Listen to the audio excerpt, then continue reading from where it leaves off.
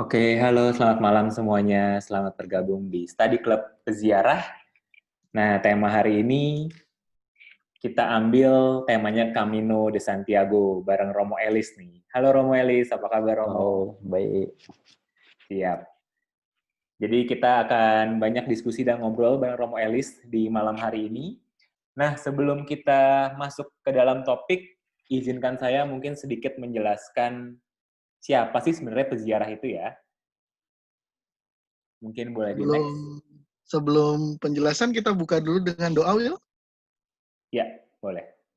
Next dulu aja. Baik, Siap.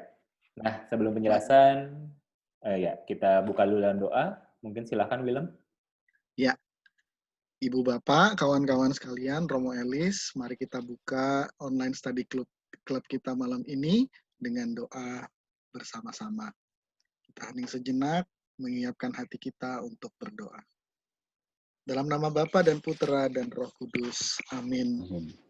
Datanglah ya Roh Kudus, penuhilah hati umat-Mu, Dan nyalakanlah di dalamnya api cintamu. utuslah Roh-Mu, maka segala sesuatu akan diciptakan kembali. Dan Engkau akan membaharui muka bumi. Ya Allah, Engkau telah mengajar hati umat-Mu dengan terang Roh Kudus. Berilah supaya dalam roh yang sama ini, kami senantiasa berpikir benar dan bijaksana, serta selalu gembira karena lipurannya. Demi Kristus Tuhan kami. Amin. Amin. Dalam nama Bapa dan Putera dan Roh Kudus. Amin. Silakan William dilanjutkan. Oke, thank you Willem. Iya, kami jelaskan sedikit ya terlebih dahulu sebenarnya siapa sih peziarah ini. Boleh ya next, Lem? Iya, teman-teman. Jadi peziarah ini sebenarnya ada dua orang di dalamnya. Jadi kenalkan, saya William. Lalu satu laginya ini Willem. Willem nanti akan menjadi moderator dalam kegiatan hari ini. Meskipun nama kami mirip, kami tidak ada saudara-saudara sama sekali ya, Lem. Kita berbeda bapak dan ibu, tapi kita satu alma mater dulunya. Nah, long story short, sebenarnya peziarah ini kurang lebih ya jalannya selama 1 tahun lah ya. Kami coba membantu, memberikan apa yang kami bisa untuk membantu teman-teman semua belajar tentang ajaran iman Katolik. Boleh next lagi, Lem? Nah, teman-teman, buat yang baru hadir, selamat datang, yang baru kenal dengan peziarah. Mungkin beberapa teman lainnya juga sudah tergabung ya dalam grup WhatsApp-nya peziarah. Nah, sedikit saya coba menjelaskan sebenarnya apa aja sih yang ada dalam peziarah itu. Pertama, teman-teman boleh nih follow Instagram-nya peziarah di @peziarahkatolik. Lalu juga kita punya podcast nih. Podcast peziarah itu bisa teman-teman cek di Anchor dan Spotify. Lumayan lah ya, sampai sejauh ini kurang lebih ada 50-an episode. Jadi teman-teman yang mau belajar, mau dengerin, mau untuk tahu kira-kira ini ngomongin apa sih, monggo bisa dicek juga. Nah, kita juga punya blogspot di peziarahkatolikid.blogspot.com. Dan yang paling baru nih, kita punya YouTube. Baru banget, 1 minggu yang lalu kita baru coba bikin di YouTube-nya Peziarah Katolik. Nah, selain itu juga kita punya grup WhatsApp, namanya grup WhatsApp Peziarah Club. Jadi teman-teman yang mau join, nanti kita izinkan juga di akhir. Gitu. Nah, boleh lagi next, Tom? Nah, ini salah satu yang kemarin kami sudah publish episode di YouTube Peziarah Katolik bareng dengan Romo Kardinal dalam rangka 70 tahun usia Romo Kardinal. Gitu. Jangan lupa di like, comment, dan subscribe ya YouTube Peziarah Katoliknya. Next.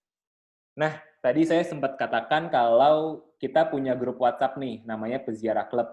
Jadi teman-teman mungkin sebagian sudah ikutan, dan sebagian lagi ada yang baru tahu. Kalau teman-teman tertarik, monggo nanti juga bisa untuk join. Di akhir sesi kita akan berikan linknya, tapi cuma hanya 30 menit. Jadi teman-teman, kalau misalnya tertarik untuk join, juga monggo untuk join. Jangan sampai ketinggalan. Gitu. Nah, itu sekilas tentang apa itu peziarah. Dan tanpa berlama-lama lagi, mungkin saya langsung serahkan aja kali ya ke Willem, sekaligus coba menjelaskan sedikit, Lem, konsep apa sih yang kita gunakan di hari ini, metode apa yang kita gunakan di hari ini. Silakan, Lem. Baik, terima kasih William untuk penjelasannya mengenai peziarah. Nah, kawan-kawan sekalian, dalam online study club kita akan menggunakan metode Now Share Meet Express yang dikembangkan oleh UCAT Indonesia. Dan Now Share Meet Express ini artinya dalam proses malam ini kita akan mendapatkan materi dari Romo Elis dalam fase Know, kemudian akan dilanjutkan dalam fase share di mana kita bisa saling berbagi, entah bertanya, entah berbagi sharing juga boleh.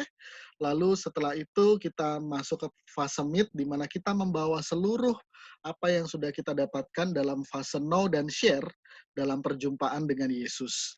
Nah, terakhir setelah kita punya pembelajaran yang cukup, punya share yang baik, punya perjumpaan dengan Yesus, mari kita ekspresikan dalam hidup kita sehari-hari. Nanti ada semacam challenge yang akan diberikan di akhir online study club ini. Nah, kira-kira itu mengenai metodenya. Lalu mari kita segera masuk ke tahap pertama, yaitu Knowing Jesus, yang nantinya akan dipandu oleh Romo Elis. Baik, Romo Elis, silakan Romo. Kita bisa langsung memulai. Romo Elis ini adalah seorang imam Dehonian yang berkarya di Keuskupan Agung Palembang, dan beliau adalah penulis buku Camino de Santiago. Silakan Romo untuk menjelaskan apa sih sebetulnya Camino de Santiago itu. Ya, terima kasih William dan teman-teman. Halo, selamat malam teman-teman. Malam Romo. Ya, senang sekali bahwa malam hari ini saya diundang untuk sharing tentang Camino. Hanya saja pengalaman yang saya lakukan dengan Camino ini, kesiaran ini sudah cukup lama ya, yakni 2011 bulan Juli. Dan saya menulis buku Camino de Santiago itu terbit pada 2013. Tentu untuk detail saya sudah tidak bisa mengingat semua. Maka saya yakin teman-teman mungkin juga ada yang pernah melakukan Camino atau sudah cari-cari informasi di internet atau teman-teman yang lain begitu ya.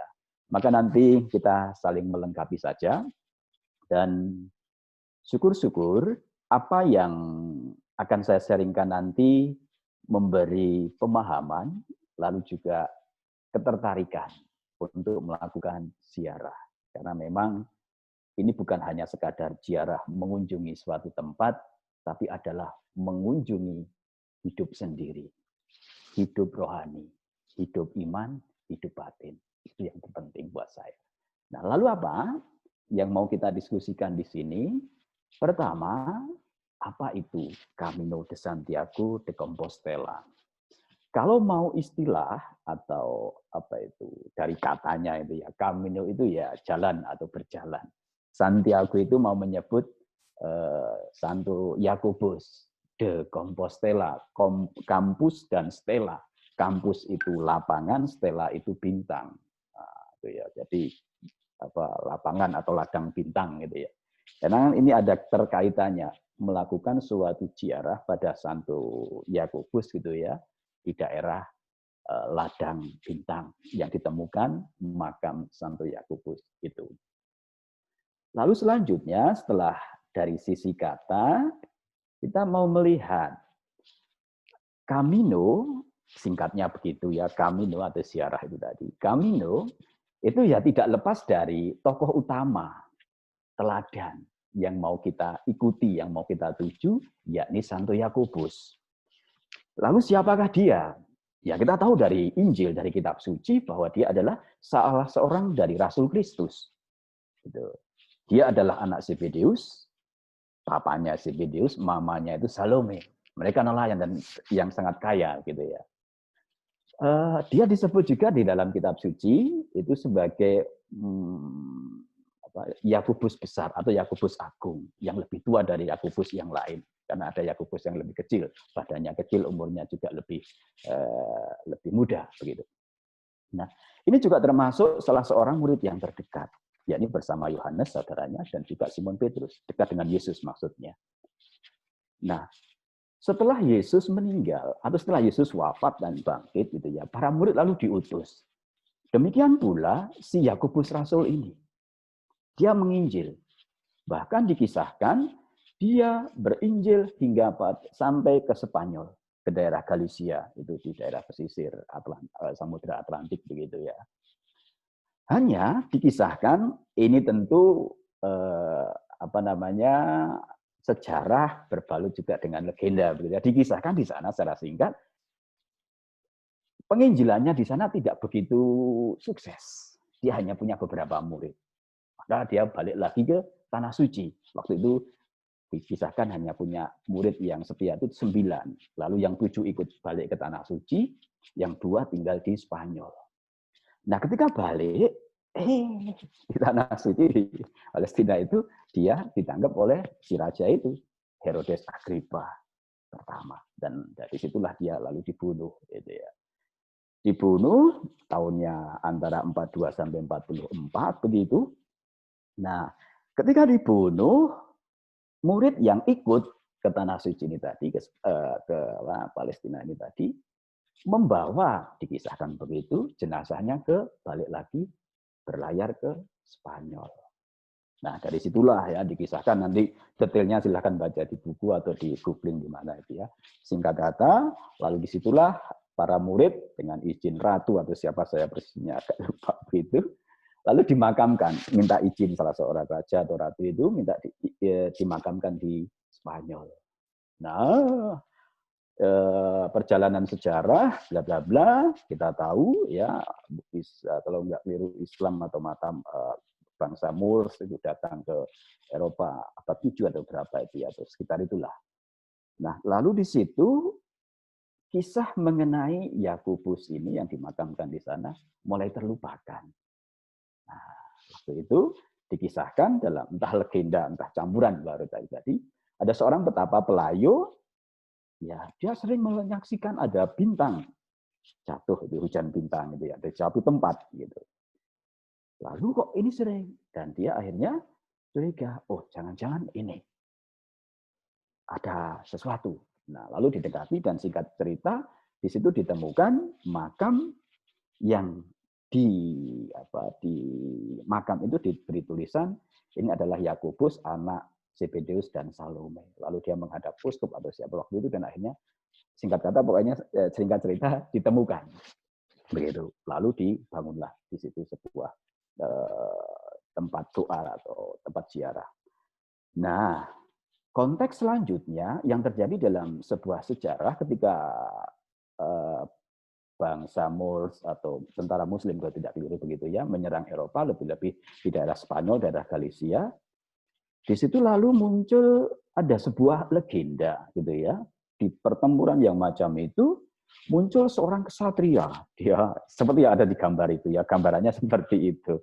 Dia membawa pedang, ada tanda salibnya di situ, terus kemudian bawa panji-panji pennya salib, dan dia menumpas tentara Moors itu tadi dan menjadi pahlawan bagi Spanyol. Maka kalau kita nanti berkunjung di sana pas bulan Juli, pas petanya seperti ini, ya itu terjadi pesta yang sangat luar biasa di seluruh Spanyol. Nah, itu awal mulanya.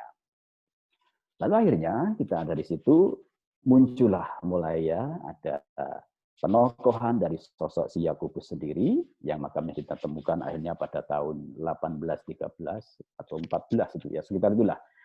Dan disitulah ya mulai ada suatu pergerakan, apalagi waktu itu di zaman tahun-tahun itu atau abad-abad itu tradisi kultis, sembah sujud dan lain sebagainya itu kepada Allah atau kerohanian itu sangat marak sekali di Eropa. Maka ini menjadi salah satu bentuk ungkapan ingin mengikuti Tuhan, yakni melalui bagaimana menimba kembali jejak yang sudah dimulai oleh Yakobus Rasul. Maka mulailah tradisi pesiaran itu. Dan ini didukung karena si Yakobus ini menjadi patronnya Eropa, lebih di daerah Spanyol, di Galicia itu, maka sistem monarki para raja-raja yang memberi jaminan. Nah, waktu itu yaitu kalau kita nanti nyusurin rute pesiaran itu, ya di situ memang ada kapal-kapal kecil, bangunan-bangunan yang sangat elok sekali, dan itu bangunan-bangunan ya abad 10, 11, dan lain sebagainya itu. Nah, lalu di situ memberi jaminan. Akhirnya peziarahan ini menjadi sesuatu yang sangat diminati karena orang-orang akhirnya datang ke sana. Lebih-lebih pada abad seperti saya tuliskan di situ, abad 12 dibangunlah Katedral Santiago de Compostela itu yang di dalamnya ada makam Santo Yakobus yang sudah ditemukan tadi. Dan bahkan pada abad itu ada semacam manual book itulah, buku manual untuk peziarahan. Itu Liber Santi Jacobi atau Codex Sixtinus. Isinya ya liturginya bagaimana, menceritakan mukjizat-mukjizat Santo Yakobus, panduan perjalanan ke makam itu bagaimana, dan lain sebagainya. Nah, jalur antik waktu itu dimulainya itu dari daerah Prancis. Dan sekarang sudah berkembang rutenya. Ada yang dari Portugis, itu ada, gitu ya. Nah, itu. Maka rute antik yang sudah dimulai sejak awal juga, kalau kita ziarah sekarang, itu ya, itu masih tampak bangunan-bangunan yang sudah tua dan sudah reot dan sudah roboh bahkan gitu ya. Dan disitulah kita memasuki kisah-kisah seperti yang dialami oleh para peziarah awal. Lalu ziarah Santiago de Compostela sekarang ini. Nah, ziarah untuk sampai ke Santiago de Compostela, ke makam yang di Katedral Santiago itu ya, itu bisa dilakukan ya seperti ziarah lainnya yang model 1 ya, artinya ziarah apa ya yang populer, naik pesawat sampai ke sana lalu sudah ikut tur atau apa itulah ya. Itu yang pertama. Lalu yang model kedua adalah Camino. Ya, Camino ketika saya memperhatikan di sana sekarang sudah ada minimal ada 3 yang saya perhatikan itu ya. Ada yang jalan kaki, ada yang bersepeda, ada yang naik kuda. Dan karena ini adalah konteksnya Eropa begitu, maka di sana ya motifnya sudah beda-beda. Kalau kita mungkin religi gitu ya, atau waktu awali itu religi. Tapi sekarang sudah jadi tour, sudah ada sport, ya karena memang enak, sehat, apalagi alamnya indah gitu ya, di pegunungan, terus kemudian di lembah, terus kemudian ya harus di perkampungan, di kota dan eksotik. Seperti dalam contoh, ini adalah misa di katedral, ini adalah peziarah dari romo-romo dari Brasil waktu itu. Saya sudah sampai di sana dan ada sambutan khusus di sana untuk para peziarah. Ini yang ziarah langsung ke tujuan itu ya tanpa jalan kaki. Ini ada apa itu wiro raksasa itu ya, dan itu bisa melintas gitu ya, dimainkan oleh orang khusus itu ya untuk mewiruki seluruh ruang katedral di depan. Jadi mengayun dari sayap kiri, sayap kanan, lontang-lanting terus itu suatu atraksi yang cukup menarik. Hanya memang harus pesan katanya begitu ya katanya. Kalau Anda nanti nonton film judulnya The Way itu ada atraksi itu The Way nanti kalau enggak. Lalu yang berikut ini hanya model ya tadi ini jalan kaki misalkan ini teman-teman kita ini jangan dikira ini dari satu negara itu ya ini mereka bertemu di sana yang digambar ini. Ada dari Korea, ada Swedia, ada Australia gitu ya. Teman yang ini saya waktu ketemu dia akrab gitu ya, bergurau terus. Ini sudah berjalan ketika ketemu dengan saya 70 hari dari daerahnya gitu. Sampai kurus gitu ya. Lalu yang lain itu naik sepeda dan ini teman dari Jerman itu ya. Ini sudah 60 tahun ke atas ini. Enggak, itu 70 ya. Dan memang harus pelan, menikmati sekali. Yang penting sampai ke Santiago. Lalu yang ini adalah naik kuda, hanya sebuah gambaran. Lalu berikut, bagaimana melakukan Camino? Bagaimana? Yang pertama, berapa lama? Kalau rute fullnya itu dari perbatasan Prancis dan Spanyol, itu ya, dari apa? Bacanya gimana? Nggak tahu ya. Saint-Jean Pied de Port atau apa itu? Sekitar 800 kilo. Dan itu kira-kira ya butuh 30-an hari. Tentu estimasinya ritme perjalanannya itu ya 20 sampai 30 km per hari. Nah, tapi teman-teman bisa melakukan sesuai kebutuhan atau niat atau ya punya kebutuhan soal niat dan ya jelas modal duit gitu ya. Kalau nanti full itu ya butuh uang banyak juga karena harus makan dan nginep di jalan gitu ya. Memulai dari mana kota yang mau untuk mulai ya silahkan bisa gitu ya. Bisa memilih sendiri karena ada 800 kilo kita bisa memilih mau mulai dari mana. Nanti kita diskusikan. Lalu untuk teman-teman lihat bagaimana sih gambaran rutenya gitu ya. Nanti bisa mengunjungi website apa itu www.godisalco.com, dan itu nanti coba cari ada satu semacam aplikasi atau isian gitu ya online. Nanti kita isi sendiri, misalkan kita berangkat dari kota A, B, nah, terus nanti kita lihat perhentian. Nah, di sini nanti akan secara sistem lalu bisa di print out yang kita mau, nanti akan muncul gitu ya. Total jarak tempuh itu berapa kalau dari kota A sampai, nah, diklik aja. Saya mau nanti berhenti di sini.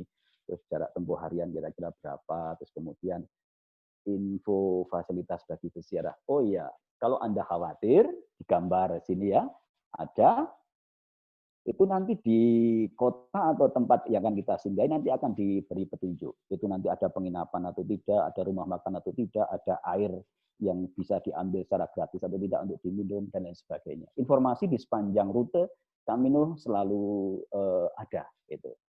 Nggak usah takut kalau kesasar. Di Indonesia baru bisa gitu. Kesasar di sana enggak. Lalu di mana sebaiknya memulai Camino? Nah ini tadi ya. Peziarah bisa menentukan sendiri titik berangkatnya sesuai dengan niat itu tadi. Niatnya mau sungguh-sungguh sambil diet, sambil mati raga supaya tidak seperti William itu ya, gendut deh. Tapi bisa praktek itu ya silakan misalkan ya. Lebih mudah, nah ini usulan saya, lebih mudah memulai dari kota yang taruhlah agak besar gitu ya. Apa tujuannya? Agar kita nanti di sana bisa mendapatkan informasi yang memadai ketika kita akan melakukan Camino, termasuk kebutuhan-kebutuhan yang kita perlukan, termasuk juga akses masuk ke sana juga lebih mudah. Dan yang lain adalah bonusnya, karena kota-kota yang untuk rute ziarahan ini adalah kota-kota yang wow, benar-benar eksotik ya, tidak hanya di kotanya tapi juga bukitnya dan sebagainya. Anda bisa traveling dulu di sana sebelum memulai besok harinya gitu ya. Jadi sambil cuci mata juga itu bonusnya. Nah, bisa juga misalkan Anda ini mau berangkat dari titik 100 km terakhir dari kota Santiago itu ya. Misalkan kalau tidak keliru namanya kota Porto Marin, nanti bisa dicek di internet itu ya. Nah, ini adalah batas minimal para peziarah bisa mendapatkan sertifikat peziarah atau Compostela. Terus kalau di luar misalkan hanya 50 kilo, ya hanya untuk ya tidak bisa mendapatkan sertifikat. Itu minimal informasi yang saya peroleh ketika tahun 2011 yang lalu. Mungkin sekarang ada perkembangan, saya belum update lagi. Ya. Nah, ini dulu. Saya memulainya dari kota León. Ya, indah sekali memang kotanya ya, dan kota agak lumayan besar. Dulu saya naik kereta dari Madrid. Oh ya teman-teman, karena dulu saya berangkat Camino ini langsung dari Roma, maka nanti kisah bagaimana dari Indonesia ke Spanyolnya, mungkin ada teman-teman yang lebih rinci bisa menjelaskan, nanti silahkan. Kalau saya karena dulu pengalamannya gampang di Eropa ya, karena dapat visa Schengen ya sudah, selesai studi saya retret sambil Camino ini. Maka waktu itu saya ingin transit dulu di Madrid, lalu naik kereta ke León. Kapan? Menurut saya yang sangat mungkin, saya sebenarnya mimpi waktu itu musim semi ya, supaya memang view-nya indah sekali kalau musim semi. Hanya memang saya dengar agak dingin. Maka waktu yang realistis adalah antara Mei sampai Agustus. Itu kan iklimnya mirip-mirip Indonesia. Gitu ya. Jadi memang kalau pas panas ya musim panas ya memang sana, apalagi di pesisir itu ya, pesisir Atlantik ya memang lumayan panas. Dan saya waktu itu melakukan bulan Juli seperti sekarang ini karena memang ya pas kebetulan saya selesai studi ya langsung bulan itu saya langsung berangkat ke ziarah ini ke Camino. Tapi juga karena ini bulan istimewa. Ini adalah bulan pesta di Spanyol gitu ya. Yakni pestanya Santiago, Santo Iacobus begitu. Maka nanti ada banyak gelaran apalagi di kota Santiago de Compostela. Wow, eksotik gitu ya. Apa yang dibawa? Perlu dibawa. Ini. Ya. Ini akan menentukan siapa diri Anda dan saya menyukai ini. Ini bukan sekadar apa ya? Buat saya untuk Camino ini sejak apa yang lebih melekat di hati saya ini. Apa yang kamu bawa itulah dirimu gitu loh ya. kamu akan repot, akan apa, itu ya di ranselmu itu. Itu tergambar. Gitu ya. Dan saya mengalami itu. Nanti kalau ada yang ingin tahu ya kita sharingkan nanti ya. Oke, kita ke praktis dulu. Apa yang perlu dibawa? Yang pertama, ransel. Ya, yang ringan. Tentu Anda tahulah ya, yang mereknya apa, ada apa. Ya, volumenya 40 liter. Berat, jangan lebih dari 7 sampai 9 kilo. Semakin bebanmu kamu tambah, Anda tambah, ya tanggung sendiri gitu ya. Resikonya lutut kita gitu ya. Karena kita mau berjalan berhari-hari dan isinya berjalan terus gitu. Sepatu dan kaos kaki trekking. Ini nyawa kita ada di sini. Ya. Artinya kita sampai atau tidak di bagian kaki, maka manjakanlah kaki kita, gitu ya. Secara praktis itu. Maka sepatunya ya sepatu yang memang ringan, tapi juga empuk di dalam, dan kaos kaki juga demikian, menyerap keringat, itu ya, untuk olahraga, untuk trekking itu. Dan usahakan tas atau ransel dan sepatu kaos kaki ini tadi, Anda sudah menyatu dengan tubuh Anda. Tubuh dalam kaos sepatu dan kaos kaki itulah minimal sebulan ketika mau berangkat dipakai.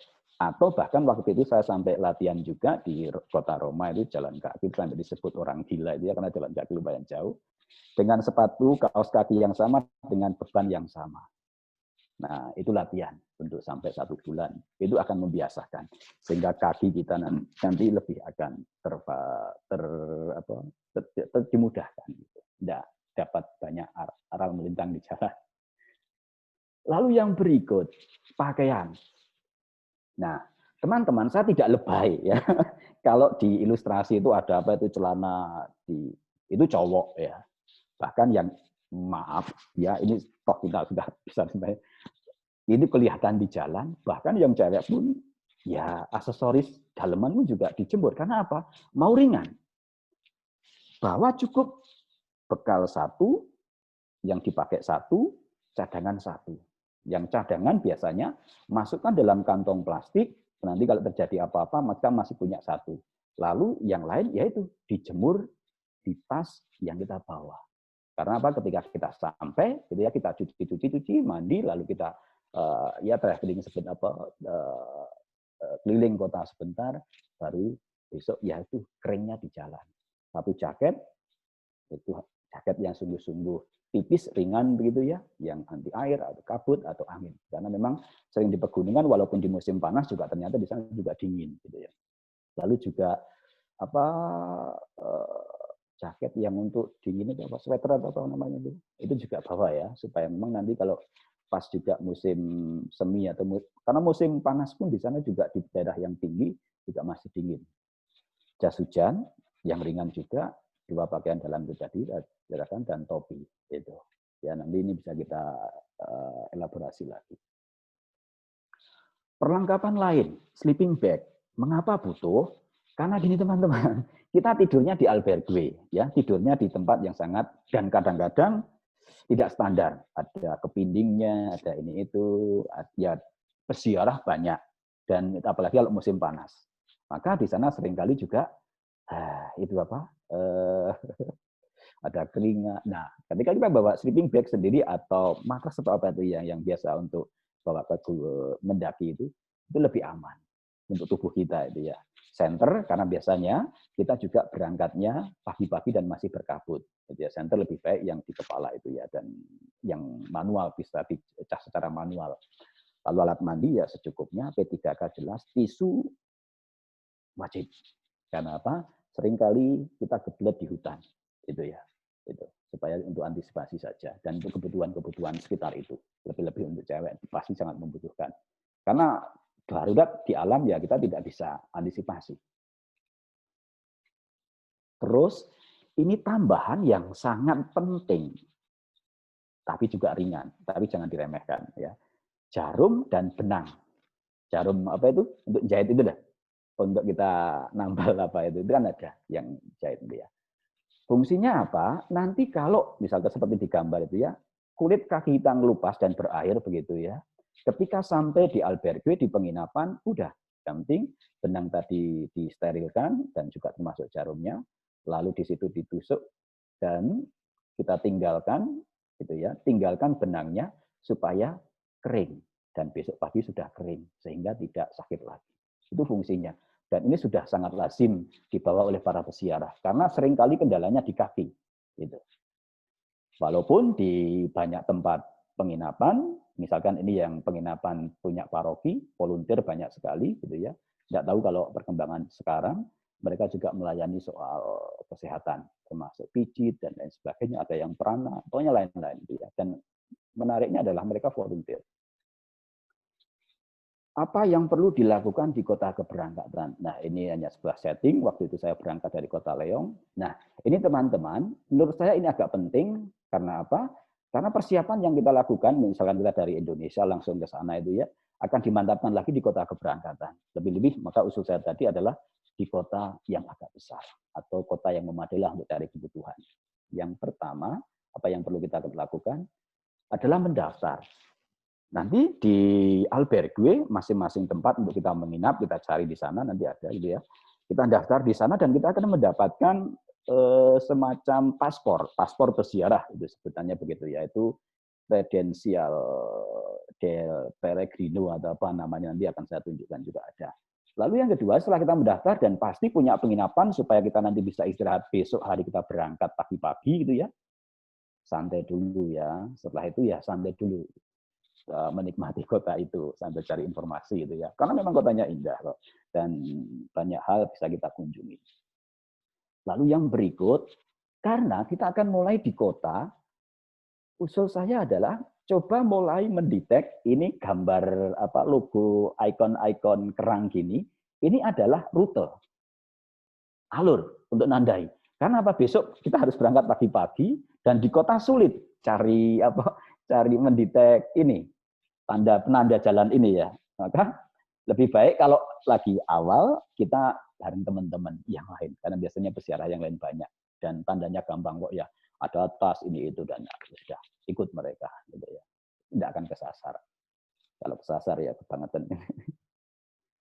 Lalu yang berikut makan di mana? Nah, selain kebutuhan yang kita bawa tadi, bawalah ini ya.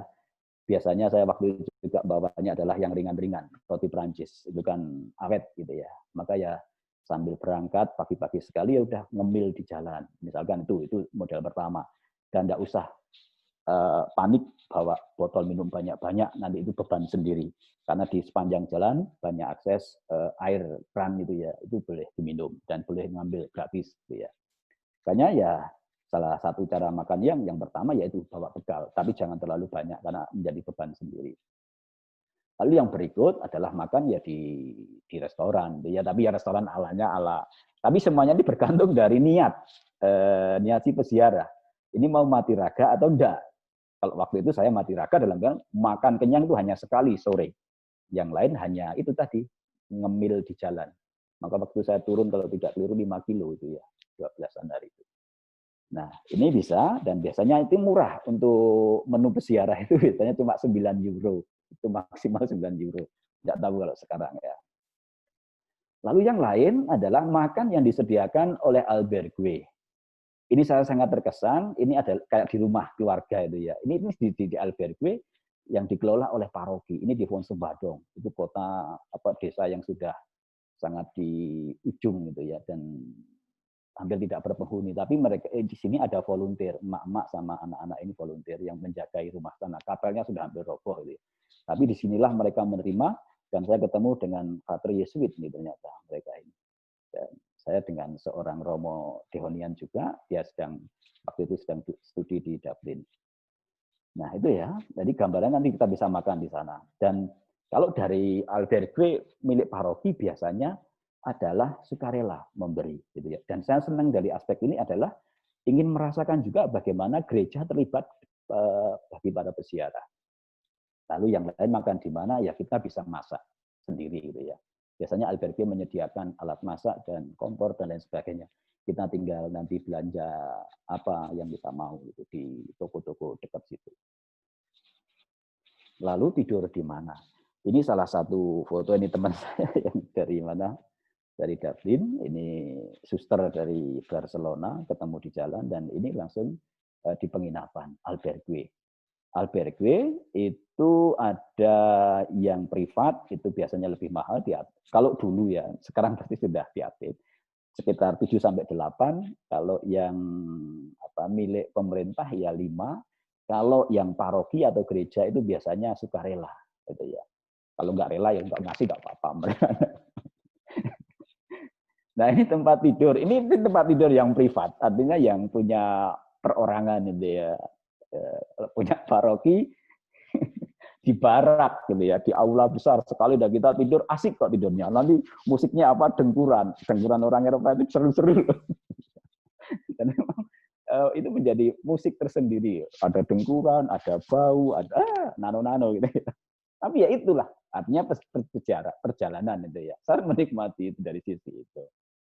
Lalu bagaimana di perjalanan? Seperti saya katakan tadi, di sana akan banyak ketika kita mau memasuki perkampungan gitu ya, itu ada plang-plang demikian yang menjelaskan di sini ada fasilitas yang bisa dipakai gitu ya, ada air minum, ada rumah sakit. Nah, ini nanti tinggal kita, oh kita nanti nggak bisa menginap di sini karena di sini nggak ada albergue, nggak ada tandanya, kita harus lanjut.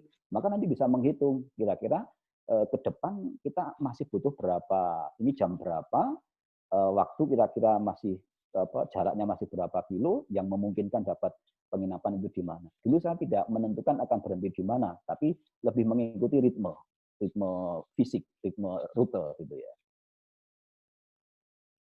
Dan bagaimana di perjalanan? Di rute itu, yakinlah kalau Anda menemukan tanda-tanda ini, kerang ataupun anak panah gitu ya, Anda tidak sedang tersesat gitu ya. Kalau entah di hutan, entah di pegunungan itu. Atau di rute itu biasanya banyak detail-detail simbol yang dibuat oleh jejak-jejak peziarah itu ya. Ini ya, saya senang itu ya, ambil detail-detail ini, saya banyak sekali foto-foto demikian yang mengungkapkan sikap peziarah di perjalanan. Nah, yang lain biasanya di batu-batu, tanda anak panah kuning ini, dan ada susuk batu yang ditumpuk atau apa, atau sepatu bekas dan lain sebagainya. Di situ berarti kita masih di jalan yang benar gitu ya. Bagaimana di perjalanan? Nah, ini yang saya sebut tadi paspor peziarah, Credencial del Peregrino, gitu ya. Fungsinya apa? Anda akan dikenali dengan paspor ini, dengan kredensial ini. Maka nanti ketika makan lewat di satu perhentian atau kota atau desa itu ya, minta di stempel cap gitu ya. Nah, kita hampir minta sebanyak-banyaknya nggak apa-apa untuk kenangan. Pokoknya sampai penuh, dan ini nanti sebagai bukti bahwa Anda memang melakukan ziarah Camino. Maka nanti di gambar sini ada Compostela tadi sertifikat gitu ya. Nanti ditunjukkan. Kalau nggak menunjukkan ini ya nanti kan akan kelihatan dimulai dari kota mana dan didetek alurnya ini benar enggak atau malah hanya memulai terus naik pesawat terbang gitu ya. Kan kelihatan. Karena apa? Nggak punya stempel gitu ya. Nah, itu. Maka nanti bisa mendapatkan sertifikat. Dulu saya sebenarnya tidak terlalu mengejar sertifikatnya, tapi kok ya untuk kenangan itu aja ya, untuk penanda. Makanya terus ikut-ikutan ngantri gitu ya. Mumpung masih pagi waktu itu. Nah, lalu ini yang terpenting buat saya sih ya. Istimewanya Camino itu apa? Camino di Santiago tadi ya. Yang pertama, kultur dan alam. Yang suka traveling, yang suka ya mengunjungi suatu tempat gitu ya. Suka piknik, ini keuntungan yang fisik gitu ya. Ini di sanalah ya, double untungnya.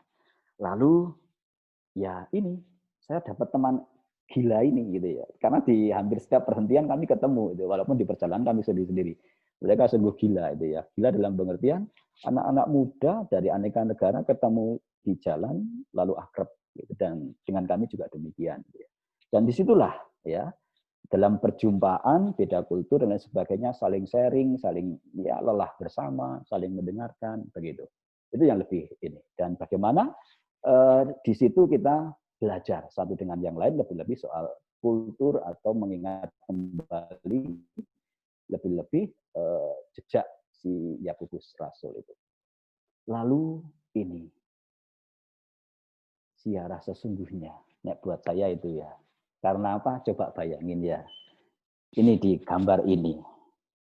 Di tengah kayak gini Anda sendirian, panas terik gitu ya. Udah lapar, cuma roti Pak Prancis tadi, hanya ini minum. Dan di sana itu masih jauh sekali. Apa yang Anda mau lakukan? Lutut sudah mulai bergetar, dari situ. Kerontang, lapar, haus, panas, semua kebutuhan fisik itu ngumpul, berteriak. Kita bisanya cuma pegang rosario sambil komat-kamit berjalan. Disitulah enaknya. Dan jalan itu yang menunduk. Ini loh kayak gini teman-teman India. Dan ini teman dari Kanada, ini yang dari David. Ya itu menikmati kesenyapan. Menikmati keringkihan. Masuk ke alam itu. Dan lalu bagaimana? Ya enggak tahu. Pokoknya dinikmati. Nah, ketika kita berani menikmati senyap, ringkih, dan menerimanya, itulah saya rasa ya kekuatan. Begitu sih. Rohaninya demikian itu. Lalu yang terpenting ini teman-teman, ya saya sangat menggemari ini. Istimewa Camino itu apa? Ya menjalani hidup dengan spirit seorang peziarah. Seorang caminatori kalau dalam bahasa Italia itu ya. Caminatori ya pejalan kaki. Hidup dihayati semacam itu. Dan inilah menjadi pengalaman rohani. Buat saya, ziarah Camino itu sungguh perjalanan hidup. Gitu ya. Ketika saya berziarah, ya memang adanya adalah lelah, khawatir, ngilu, karena saya juga sempat cedera gitu ya, di lutut. Udah kesulitan, khawatir dapat penginapan atau tidak, karena tidak tahu nanti sampai sana jam berapa, karena biasanya berebut, apalagi bulan Juli itu ya rame. Nah itu. Lalu juga ketika di perhentian itu kita bisa ikut misa, dan di situ ada semacam sharing-sharing peziarah. Dalam bahasa yang kita tidak tahu. Tapi ketika ada senyum, ada rangkulan, ada tepuk tangan, kita tahu kok itu maksudnya baik gitu ya. Tidak harus tahu detailnya gitu ya. Dan itu buat saya indahnya di situ, artinya secara rohani. Lalu yang berikut, teman-teman ya, dari aspek itu juga, ini akhirnya Camino itu menjadi, ziarah Camino maksud saya, menjadi gambar hidup. Bahwa di perjalanan tadi saya menemukan banyak hal, detail-detail. Dan itu berkata sesuatu untuk saya. Lalu dia adalah juga guru dan teman. Dan akhirnya inilah yang memang mengiringi saya hingga saat ini. Pengalaman ziarah Camino menjadi gambar guru dan teman dalam kehidupan saya sebagai seorang imam, gitu ya, sebagai seorang manusia biasa yang ringkih, yang memang harus senantiasa terbuka di perjalanan, gitu ya, dan harus belajar di perjalanan. Justru ketika kita berjalan itu dan menikmati setiap ritmenya, lalu menemukan kekuatannya di situ. Nah, ini yang saya sebut dengan menjalani hidup dengan spirit seorang caminatori tadi. Lalu hal yang lain begini, karena pada intinya adalah manfaat yang saya temukan secara rohani, menjadikan itu sebagai gambar teman dan guru tadi, ya. Maka pada gilirannya, Camino itu buat saya memberi makna dan perspektif baru dalam melihat dan menjalani hidup. Dan saya yakin, dalam arti inilah doa saya waktu itu di Santiago sono itu ya, dikabulkan. Bukan ketika saya berlelah-lelah itu tidak, tapi justru di alur perjalanan ini. Begitu. Nah, maka di sini saya mencoba menjajarkan, karena ini ada sebuah perjalanan dan itu kehidupan itu sendiri, dan bagaimana saya harus melihat, menemukan makna dan perspektif baru dalam setiap kehidupan. Camino mengajari saya, menemani saya untuk melihat lagi hidup saat ini. Maka secara populer, karena saya juga senang menulis, ya, bukan penulis, hanya senang. Yang Camino itu tadi sebagai suatu pengalaman rohani, saya ungkapkan ke dalam pengalaman populer. Populer itu apa sih? Ya piknik. Kalau secara rohani saya mengatakan hidup itu singkat, ya berziarah itu ya. Maka saya mengatakan hidup itu singkat, pikniklah. Ini bisa kita baca secara verbal, artinya secara secara tekstual gitu ya, bahwa hidup itu singkat ya piknik itu oke. Tapi saya lebih membaca ini sebagai sebuah metafor, sebagai sebuah alegori yang memang banyak berkata. Sebagaimana ketika saya menemukan, gitu ya, belajar dari hidup itu ya menjalani hidup dari spirit caminatore tadi. Maka di sini pun saya melihat hidup secara populer karena saya juga pembaca saya itu adalah umum bukan Katolik saja, begitu ya. Lalu bagaimana spirit caminatore tadi bisa dipahami spiritnya oleh kebanyakan orang. Nah, saya mengemasnya secara populer dalam bentukan yang kekinian yaitu piknik. Dan itu memang ternyata ya mengena gitu ya. Karena apa? Siapa sih yang nggak suka piknik gitu. Nah, itu. Lalu teman-teman dari paparan yang inilah makanya saya tadi ya saya katakan akhirnya berkembang karena pada prinsipnya hidup itu ya perjalanan, ya pesiarahan ya, oleh seorang caminatore gitu ya. Maka ya ini dari Camino buku yang sederhana itu lalu muncul yang lebih luas lagi. Ini lebih buku self improvement gitu ya. Hidup itu singkat, pikniklah. Menemukan makna dan perspektif baru dalam melihat dan menjalani kehidupan. Dan saya banyak diteguhkan oleh ini. Artinya dari sisi Camino, termasuk yang sekarang adalah dari sisi piknik. Karena akhirnya horizon saya dalam melihat dan menjalani, akhirnya saya punya trilogi untuk menikmati itu ya. Jalani, nikmati, cintai. Itu spirit pesiaran saya sebagai seorang caminatore hidup itu ya. Kalau sudah dipilih ya dijalani, kalau sudah dijalani, kalau nggak dinikmati, bilahi gue, apa istilahnya, celakalah kamu gitu ya, dan harus dicintai, sehingga memberikan berkat untuk yang lain. Gitu ya. Nah, memungkasi paparan ini, saya hanya akan membacakan quotes. Gitu ya. Pada intinya karena tadi saya sampai pada spirit caminatore yang sungguh-sungguh bisa untuk dalam perjalanan hidup, maka sebenarnya seperti yang diungkapkan oleh Sarah Young ini ya, buat saya pesiaran itu bukan sekadar mengunjungi tempat suci. Gampang itu ya. Gampang, yang penting punya duit. Tapi lebih mengena di sini. Dengan Camino tentunya itu ya. Dengan mati raga itu. Dan ini berkatnya banyak. Saya mau gitu. Ini. Paradoks sebuah ziarah adalah bahwa Anda harus meninggalkan wilayah nyaman demi menjelajahi tebing-tebing perkembangan rohani yang hendak membawa Anda menuju pada bentukan kenyamanan lain yang lebih mendalam. Anda mesti berani meninggalkan kenyamanan rumah fisik sehingga terbukalah rumah rohani diri Anda. Dari ziarah fisik, membongkar cangkang-cangkang kenyamanan fisik lahiriah, bongkar, break the box, istilah saya di piknik itu ya, lalu keluar, pergi dari buka pintu, keluar, temukan yang lain, temukan diri Anda, temukan keringkihan Anda, di relung-relung alam yang memang beringas yang liar. Tapi disitulah Allah menjagai, Allah peduli, Allah menyelenggarakan. Karena apa? Jalan pulang senantiasa ada. Dan disitulah kita selalu, oh ternyata saya selamat. Oh ternyata saya boleh melewati ini semua. Biasanya begitu, anugerah-anugerahnya.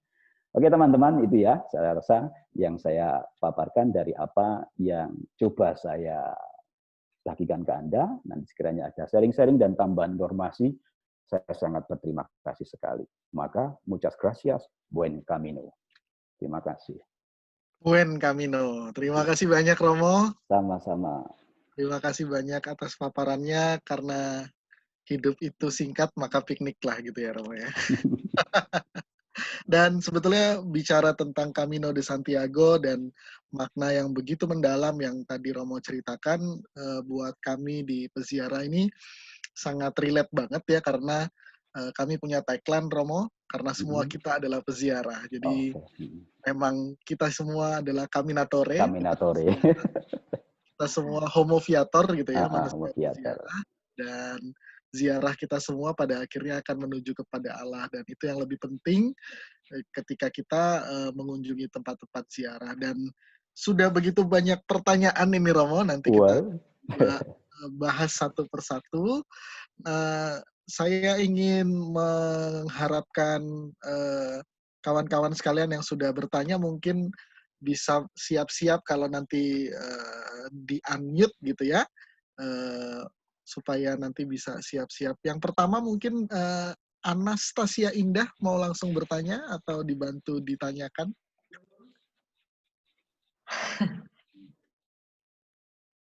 Langsung aja deh, Kak. Oh, Oke, silakan. Selamat malam Romo dan teman-teman semua. Kan tadi di ceritanya Romo kan pasti ketemu banyak peziarah lainnya. Nah, dari kan pastinya banyak ngobrol juga kan Romo sama peziarah yang lainnya. Terus selama peziarahan itu apakah ada pengalaman menarik dari peziarah lainnya yang Romo dapatkan? Terus untuk apa ya? Untuk di iman kita apakah ada kaitannya gitu? Terima kasih.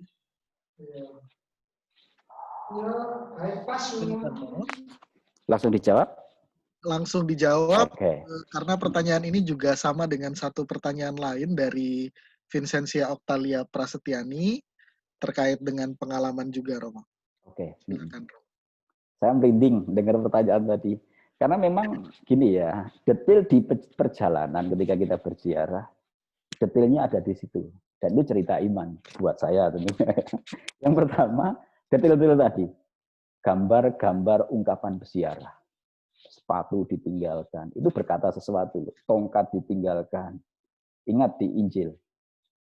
Jangan bawa apa-apa itu. Ternyata tidak perlu ditinggalkan. Itu satu. Yang kedua, adalah perjumpaan dengan warga lokal, masyarakat. Saya yang sangat tersentuh ketemu oma-oma. Waktu itu saya sedang di toko kecil itulah ya, beli buah. Si oma itu sudah bungkuk banget gitu. Ya, dia pakai bahasa dialek Spanyol, saya pakai bahasa Italia. Sudah nyambung-nyambung dikit gitu. Dari dari obrolan itu ngerti bahwa si oma itu minta didoakan. Karena apa? Sudah itu loh apa? Sakit punggung sampai bengkok itu minta didoakan karena dia tahu saya mau ke Santiago. Maka minta doakan ke Santo. Oke, saya doakan.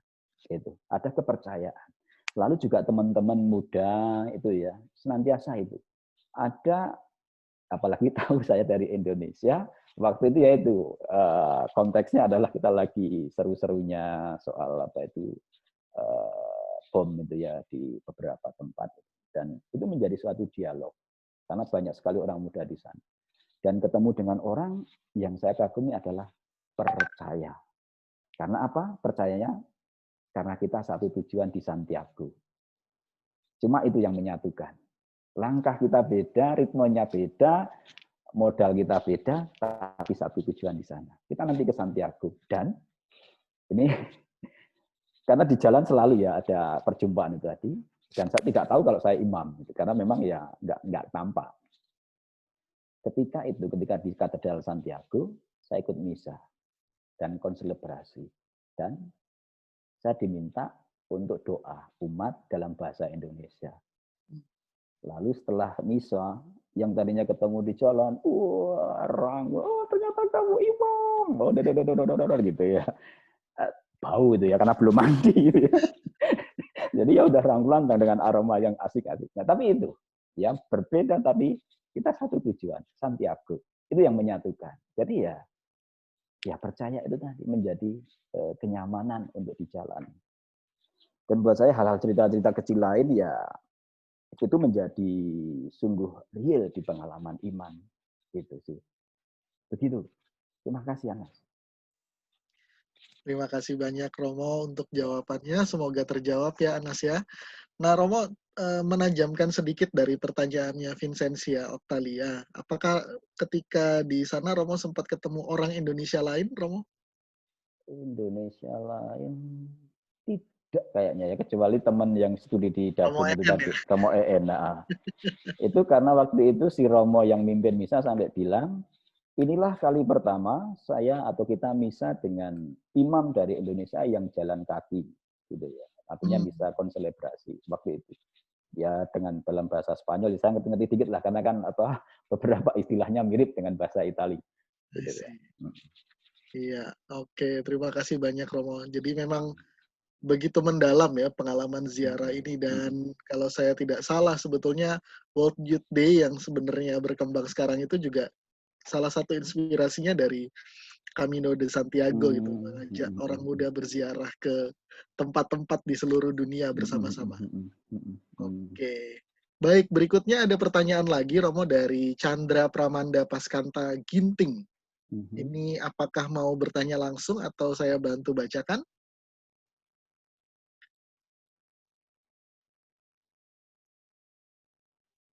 Saya bantu bacakan aja ya, mungkin ya. Selamat malam, Romo. Ini saya ingin bertanya, di beberapa gambar saya lihat ada cangkang kerang yang digantung di tas peziarah. Apakah itu ada fungsinya atau memang untuk hiasan aja?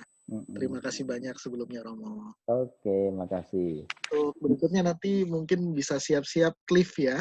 Setelah ini mungkin akan bertanya. Oke. Terima Silakan, kasih Romo. untuk pertanyaannya. Karena memang icon yang tampak dan akrab dengan para peziarah itu tongkat, anak panah, dan kerang. Itu ya. Itu akrab banget. Dan itu menjadi keseharian. Nah, yang kamu tanyakan adalah kerang. Ini menjadi simbol peziarah. Mengapa? Dulu konon gitu ya. Nah, setelah kita sampai ke Santiago, itu masih ada kota lain di ujung namanya Finisterre. Itu 90 kilo dari Santiago. Dulu saya kesananya naik bus karena sudah rempoh itu ya. Dari Santiago ke Finisterre itu naik bus. Konon Yakobus dan teman-teman begitu nyampainya itu di pantainya Finisterre itu, di ujung. Itu katanya ujung terbarat gitu ya dunia itu ya. Karena sebelahnya sudah Amerika. Nah, di situ. Maka para peziarah dulu juga sampai situ. Untuk membuktikan bahwa dia sampai ke pantai itu, buktinya apa? Bawa kulit kerang. Bawa balik lagi ke kota Santiago. Ini loh, saya sudah sampai. Nah, ini menjadi simbol dari abad ke abad loh ya. Dan akhirnya ya sampai sekarang. Dan akhirnya ya karena itu laku ya dijual juga sebagai souvenir gitu lah. Saya ada tapi di pastoran karena saya ini sekarang tinggal di Tiara Pusat gitu. Begitu ya. Jadi ada kaitannya itu. Karena dulu Yakobus merapatnya di sana dan para peziarah awal juga sampai ke sana. So, buktinya apa? Kalau sampai ya itu tadi kerang. Kalau tongkat ya memang berjalan ya butuh tongkat karena memang untuk membantu, untuk mengusir binatang dan lain sebagainya. Kalau tanda panah ya hanya arah, itu satu tujuan dan itu selalu menjadi simbol yang dikenali oleh para peziarah dan warga lokal. Dan juga menjadi simbol dari Santo Yakobus ya, Romo ya. Ya, jadi Bu, ini semacam souvenir yang ya unik lah untuk Camino de Santiago karena kawan saya dulu waktu ke sana oleh-olehnya juga itu ke saya. Dari yang murah Odi. meriah. Iya, dari Odi waktu itu ngasih. Oh, ya. Ya, baik. Terima kasih banyak untuk pertanyaannya. Untuk berikutnya, Cliff, mau langsung bertanya? Iya, boleh, Kak. Silakan, Cliff. Selamat malam, Romo. Malam. Ya, jadi aku Cliff dari Unika Atmajaya di Semanggi. Aku mau tanya, Romo. Jadi aku punya rencana, aku pengen segera setelah lulus dan setelah COVID. Aku pengen banget Camino dari dulu gitu, Romo. Nah, aku mau nanya, ini penasaran aja sih, kayak di tiap desa dan kayak di penginapan itu ada nggak sih maksudnya layanan misa atau kayak pengakuan dosa buat peziarah yang non berbahasa Spanyol gitu. Itu pertanyaan gue. Terima kasih, Romo. Kalau langsung saya jawab ya. Silakan, Romo, silakan. Kalau pelayanan itu kalau tidak berbahasa Spanyol, saya tidak tahu persisnya ya. Hanya gini, kalau itu adalah kota yang agak besar atau desa, di situ ada parokinya, ada gereja di situ. Biasanya, nah ini informasi juga. Ada misa sore, itu khusus untuk para peziarah. Pastilah, saya yakin, itu pasti nanti juga ada pelayanan rohani kalau para peziarah menghendakinya. Dan misanya sangat, sangat persaudaraan. Ngumpul para peziarah, enggak penting itu bahasa sambung atau enggak. Yang penting adalah bahasa itu tadi, kasih, bahasa tubuh. Artinya kita diterima dan kita sungguh-sungguh di-say hello sungguh oleh pastor di situ gitu ya. Dan sungguh akrab suasananya. Karena itu tadi yang menyatukan apa? Tagline-nya, kita sama-sama peziarah yang satu tujuan, Santiago itu. Di situ menyatukan. Yang menyatukan cuma itu. entah kamu kaya, entah kamu enggak penting. Kita sama karena di situ, gitu ya. Saya yakin ada pelayanan itu. Saya yakin. Apalagi nanti kalau di jalan ketemu Romo. Enggak penting apa bahasanya apa. Yang penting adalah tentu kalau itu dosanya khusus ya kamu harus melakukan dan nanti hal khusus gitu dengan imam yang memahami secara hukum kanonik gitu ya. Cara saya itu ya. Makasih Romo. Ya, sama-sama. Semoga bisa segera Camino ya, Cliff ya. Jangan lupa. Nunggu COVID selesai ya. Jangan lupa ajak-ajak Hendy dan kita semua ya. Ini juga mau. Ya Romo, malam ini ada beberapa orang yang memang sharing bahwa sebenarnya ingin berangkat tahun ini atau tahun depan gitu, tapi karena COVID kemudian harus menjadwalkan ulang. Misalnya Prof. Anitali tadi juga sharing, kemudian Pak Ginting juga sharing hal yang sama gitu. Ya semoga kita semua bisa berziarah pada waktunya. Amin. Nah, berikutnya ada pertanyaan dari Sinta. Sinta mau langsung bertanya, Sinta? Atau dibantu dibacakan? Oh, bentar. Oh, boleh aja kok. Ini saya on ini ya, on video ya. Sudah kedengeran juga suaranya. Oh, Pontianak. Iya, Ro, Sinta dari Pontianak. Ya saya mau nanya nih sebentar, saya ada beberapa pertanyaan sih. Nah kira-kira sebelum nggak lupa. Kira-kira sebelum Romo berziarah itu Romo tuh ada persiapan kayak olahraga atau apa gitu nggak? Habis itu yang pertanyaan kedua saya mau nanya, apa memang kita kalau misalnya berziarah kayak misalnya ziarah sendiri gitu ke gereja lain misalnya kayak jalan kaki gitu, itu masuk ziarah atau enggak sih? Sebenarnya apa gitu maknanya gitu? Maaf sebelumnya mungkin pertanyaan saya agak umum gitu, karena tadi saya baru masuk 1 jam yang lalu gitu, jadi saya telat masuk gitu. Oke. Ya, kasih. Oke, terima kasih banyak Sinta. Sinta ada satu pertanyaan lagi sebenarnya Romo, apakah Romo waktu menjalankan ziarah menghadapi rintangan atau tidak? Gitu. Oke. Itu dulu Romo, mungkin boleh dijawab dulu. Iya, terima kasih. Persiapan wajib karena ini fisik gitu ya. Itu. Fisik harus dilatih sedemikian rupa seperti saya katakan tadi, pakaian yang kita kenakan saat ziarah itu sudah akrab dengan tubuh kita, lebih-lebih sepatu dan bawaan. Maka waktu itu sebulan sebelumnya saya terbiasa jalan kaki dengan kaos kaki yang sama, sepatu yang sama, beban ransel yang kira-kira sama, begitu ya. Saya berjalan pelan-pelan, 5 kilo dulu, besok hari tambah 5 kilo lagi, 10 kilo. Waktu itu saya mengelilingi kota Roma gitu ya, karena kota Roma kan menarik. Dan waktu itu saya sampai disebut gila oleh sopir bus karena saya tanya rute-rute, dikirain mau naik bus, ternyata jalan kaki. Gila kamu itu jauh, nggak apa-apa, saya mau gitu ya. Nah, itu artinya butuh dibiasakan dulu. Tapi yang penting adalah bertahap. Maka nanti tubuh kita akan terbiasa. Ingat ya, di rute ziarah itu waktu itu ya, sekarang pasti fasilitas lebih memadai. Waktu itu segala sesuatu itu ada. Maka ketika kita memutuskan seberapa beban yang akan kita bawa, ya resikonya siap harus memanggul sampai ke tujuan gitu. Nah, lalu yang lain adalah persiapan yang lain, ya ini niat dibangun ya, bahwa saya ke sana mau apa. Kalau memang sungguh berziarah, ya lakukan itu tadi. Ziarah itu ya itu tadi kaminatore itu ya, berjalan sambil mencecap kerintihan yang ada, rintangan yang ada dan lain sebagainya, dan kita harus punya tujuan. Karena kita berziarah tanpa tujuan ya kita akan hanya hanya akan olahraga itu ya. Apalagi ini jalan kaki. Lalu apakah ada rintangan? Ada.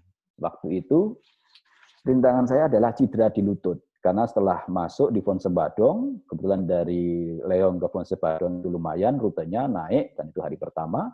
Lalu hari kedua itu gelap, kena kabut itu ya, badai.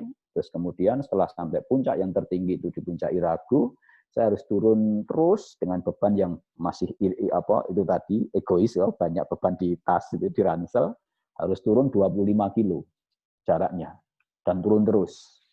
Nah, disitulah lutut tidak kuat menopang, mulai ada gesekan itu radang gitu ya, saya dengar radang. Lalu di situ saya mulai ya rendah hati dalam artian mulai cari tongkat kayu untuk membantu. Terus kemudian celana pelan-pelan saya buang satu persatu, beban air minum yang satu botol lagi saya buang. Itu kan menjadi perumpamaan itu. Jeans yang tadinya saya ini ternyata enggak butuh, udah ini berat, buang lagi. Ya itu tinggal satu di badan, satu lagi untuk ganti. Cuma tinggal itu akhirnya menjadi ringan. Dan di situ bisa berdialog, dan akhirnya waktu itu saya malah ketemu tanya di apotek gitu ya, dengan bahasa terbatas ya dibantu juga. Dan ini menjadi dialog dengan para peziarah tadi, berjumpa di tengah jalan, buen camino. Ketika tahu saya cedera, mereka menawarkan, ini teman dari Korea waktu itu, hanya sepintas lewat koyo itu ya, semacam koyo untuk memberingan sakit. Waktu itu saya hanya diberi obat hilang nyeri, dan saya kontak dengan dokter di Indonesia, enggak apa-apa Romo, itu aman. Oke, karena itu waktu itu di pedalaman. Nah, itu terjadi, dan akhirnya memang langkahnya yang menjadi itu tadi, kurangi ritme pelan, ya udah dinikmati karena bisanya seperti itu. Keluar dari schedule awal mau nginap di sini akhirnya berubah menjadi lebih dekat. Lalu teman saya juga cedera, akhirnya dia waktu itu sudah nggak cepat jalan, naik taksi. Dia naik taksi ke tempat perhentian itu hanya 10 menit, saya jalan berjam-jam. Karena saya harus naik perbukitan, masuk ke hutan, dia hanya naik taksi, ternyata cepat juga. Enak juga ternyata. Itu ya soal rintangan. Lalu tadi pertanyaan, kalau kita ziarah ke gereja, ya buat saya itu tadi ya caminatore, ziarah ke gereja, ya itu juga ungkapan ziarah. Yang penting adalah bahwa ini membawa laku atau niat tertentu yang saya intensikan. Kalau suatu kunjungan kita tanpa intensi, tanpa niat, atau tanpa laku yang menyertai, ya itu jalan-jalan. Itu ya. Tapi kalau ada niat, ada laku. Lakunya apa? Lakunya saya berjalan. Atau saya hanya bawa hari ini bekalnya cuma sedikit, tidak akan jajan, nanti uang jajannya saya berikan. Nah, itu laku. Bahwa ungkapannya nanti di sana berdoa, di sana nanti meditasi, ya itu ungkapan sih. Yang penting itu tadi ada laku dan tujuan. Maka itulah peziarahan. Kalau tanpa laku itu mau ke sono, ya itu jalan-jalan. Gitu aja. Ya. Tinggal tergantung dari aspek kedalaman yang kita sertakan dalam setiap alur proses itu. Itu yang membedakan, ya. Karena kalau kasat mata artinya luaran, nggak ada bedanya, ya dah. Mau jalan-jalan mau apa, ya itu yang nampak adalah itu. Tergantung dari kita sebagai caminatore, sebagai seorang peziarah tadi, apa yang saya bawa, apa yang saya tuju, lakunya apa, itu. Baik, terima kasih Romo. Dengan penjelasan Romo yang terakhir ini, saya jadi ingat kata-kata dari Santo Yohanes Don Bosco, Romo, bahwa ziarah itu pada hakikatnya adalah berdoa dengan kaki. Dengan kaki. Ya, Romo, ini ada 2 titipan pertanyaan. Yang pertama, sebetulnya buen camino yang selalu diucapkan itu apakah punya makna khusus? Lalu yang kedua, ketika Romo melakukan camino, itu sepanjang perjalanan itu diisi dengan apa biasanya? Karena kan biasanya cukup panjang ya perjalanannya. Itu dulu, Romo. Yang pertama, buen camino itu ungkapan yang sangat akrab, familiar, baik kita berziarah di rute itu maupun warga lokal, ya, warga yang kita jumpai. Setiap kali kita dapat sapaan, entah kenal entah enggak, pokoknya buen camino, gracias, muchas gracias, gitu ya, buen camino, ya itu ya kayak say hello, itu dalam tataran biasa ya kayak say hello, gitu ya, daripada enggak, pokoknya ketemu enggak, kalau ketemu orang gitu ya, normalnya kan saling sapa, karena ini yang lewat adalah peziarah, caminatore tadi, yang diungkapkan yaitu buen camino, gitu ya, gracias, kalau orang lokal, kalau sesama peziarah, buen camino, ya buen camino, jawabnya begitu. Itu sebagai suatu ungkapan. Lalu kalau kita sebagai peziarah yang masuk di situ, ya ini adalah penerimaan. Buat saya itu tergantung dari sisi pribadinya ya. Buat saya ini adalah penerimaan, dan penerimaan lebih-lebih seperti tagline di sini. Kita sama-sama berziarah, bro, gitu ya. Yuk kita jalan, ya, gitu. Selamat ya. Pokoknya ya selamat juga, selamat berjalan, gitu ya. Selamat berjalan, selamat sukses, gitu dan lain sebagainya. Gitu ya. Dan lebih baik, lebih dari itu buat saya sebagai pribadi, seorang peziarah ya, ini mau menyatakan esensi kita. Ya kita sesama peziarah, bro, itu aja sih. Yuk kita saling dukung. Dukungnya dengan apa? Doa dan lain sebagainya. Itu. Lalu yang berikut, sorry tadi apa? Kalau Romo dalam perjalanan itu biasanya ngapain aja? Apakah tadi Romo sempat bilang rosario, tapi apakah selalu rosario atau diisi dengan hal lain, Romo? Kalau ini berjalan, oke, ini sebuah informasi ya. Saya waktu itu memilih lebih baik berjalan masih gelap, antara jam 5 itu ya, tergantung medannya di pegunungan yang berkabut atau tidak. Ini biasanya saya memilih di hari masih enak gitu ya, apalagi kalau waktu itu konteksnya musim panas. Lalu apa yang saya lakukan di perjalanan? Ya, karena kalau pas ada teman gitu ya, yang ngobrol. Biasanya itu aktif kalau pagi, artinya kita masih fresh gitu ya, dan sambil kadang-kadang kita juga ini di kafe, kita di bar sambil sarapan, ini tuh sambil minta stempel tadi, kita sarapan sambil ngobrol bla bla bla itu ya. Tapi biasanya kalau sudah masuk agak siang, senyap, karena apa? Sudah letih, kita rutenya sendiri-sendiri gitu, ya sudah masuk ke alam pribadi, bermenung. Disitulah kontak dengan diri.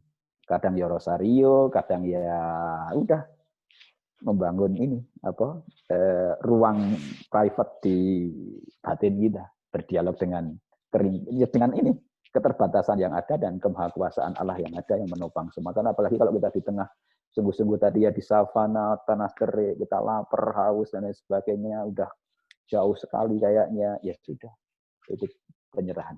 Lalu ketika sampai di aktivitas administratif gitu ya, dan biasanya yang meneguhkan adalah membuat catatan, buku renungan, buku harian gitu. Itu sangat meneguhkan buat saya itu. Lalu setelah itu selesai biasanya apa? Mengunjungi kota, karena itu adalah situs-situs tua semua dan sangat wow. Dan jangan lupa kuliner.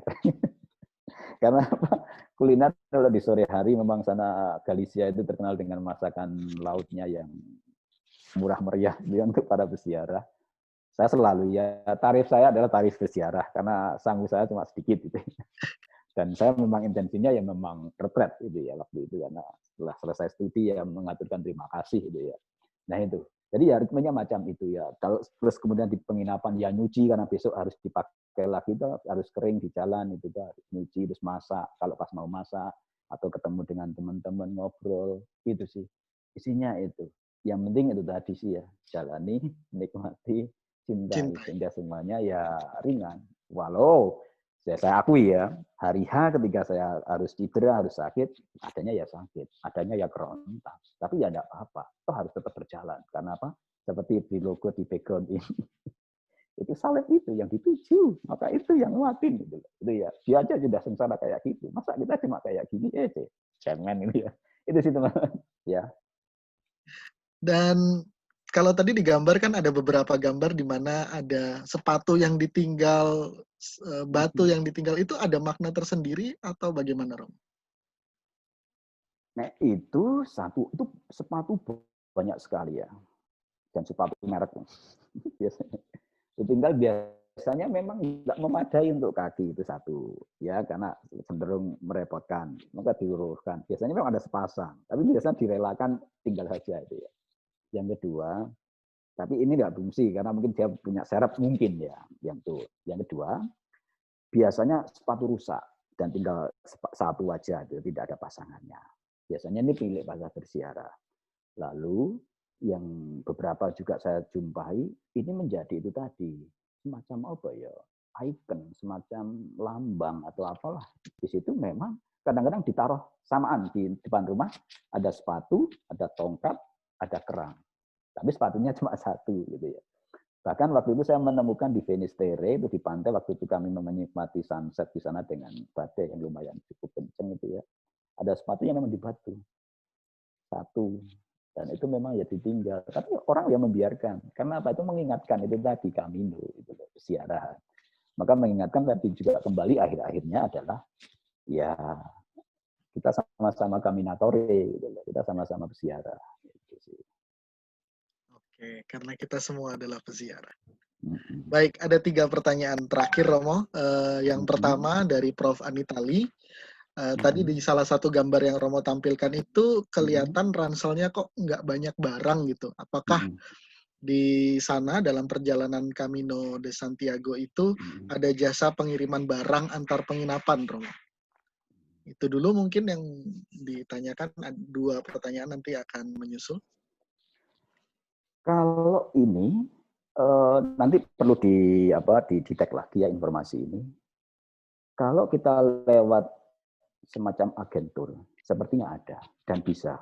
Tapi juga harus dicek sungguh ya soal bisa dipercayanya tidak si ini tadi. Sepertinya ada. Tapi misalkan yang ziarah-ziarah kayak sepeda atau naik apa tadi itu biasanya ada. Karena nanti ada yang nganter gitu. Tapi tolong, karena saya waktu itu hanya ziarahnya jalan kaki dan itu saya hanya mengandalkan itu tadi ya. Karena ya mengandalkan apa yang saya bawa dan apa yang saya temukan di jalan gitu ya. Maka saya tidak mencari informasi yang ini. Maka nanti silakan dicek lagi. Hanya memang kesulitannya kalau dari Indonesia mau bawa langsung dari Indonesia, maksud saya mau hanya bawa seringan-ringannya, memang akhirnya nanti repot ketika harus melanjutkan perjalanan selain Camino itu ya. Itu tantangannya di sini. Maka mungkin nanti supaya tidak terlalu repot sih kalau gambaran saya ketika di sana ya lebih baik setelah Camino kita belanja kebutuhan untuk traveling yang lain. Maka yang Camino-nya, ziarah jalan kakinya, jadikan di urutan pertama dengan bawaan seminimal mungkin, atau ketika dalam perjalanan pakailah yang bisa sekali pakai lalu buang, gitu ya. Lalu di sana nanti kita dengan bawaan minimalis, dan sehingga langkah kita ringan sungguh, tidak mikir nanti barang sampai tidak, karena ya kalau kita mau sungguh jadi caminatore tadi, yaitu berjalan sesuai kekuatan sendiri, ritme sendiri, tidak usah pesan albergue terlebih dahulu, nggak usah registrasi atau apa namanya, nggak usah. Pokoknya mengalir. Itu namanya peziarah sungguh. Itu menantang gitu ya. Nanti karena apa? Nanti kita pun di sana juga akan berebut dengan peziarah lain, tapi nggak apa-apa, kita alami gitu. Saya pakai itu intensinya ya. Pokoknya biasanya kan baru buka kan albergue itu setelah jam 1 gitu ya, karena juga harus memfasilitasi peziarah yang lain gitu ya. Maka itu ya pokoknya mengalir. Itu sungguh-sungguh peziarah. Tapi ketika kita mau lebih aman ya itu tadi bisa. Saya rasa dari Indonesia pun kalau programnya jelas gitu ya, bisa juga menggunakan jasa agentur gitu. Biasanya tinggal kita buat program, kita sodorkan ke agentur, bisa sih misalkan dengan berapa orang gitu ya.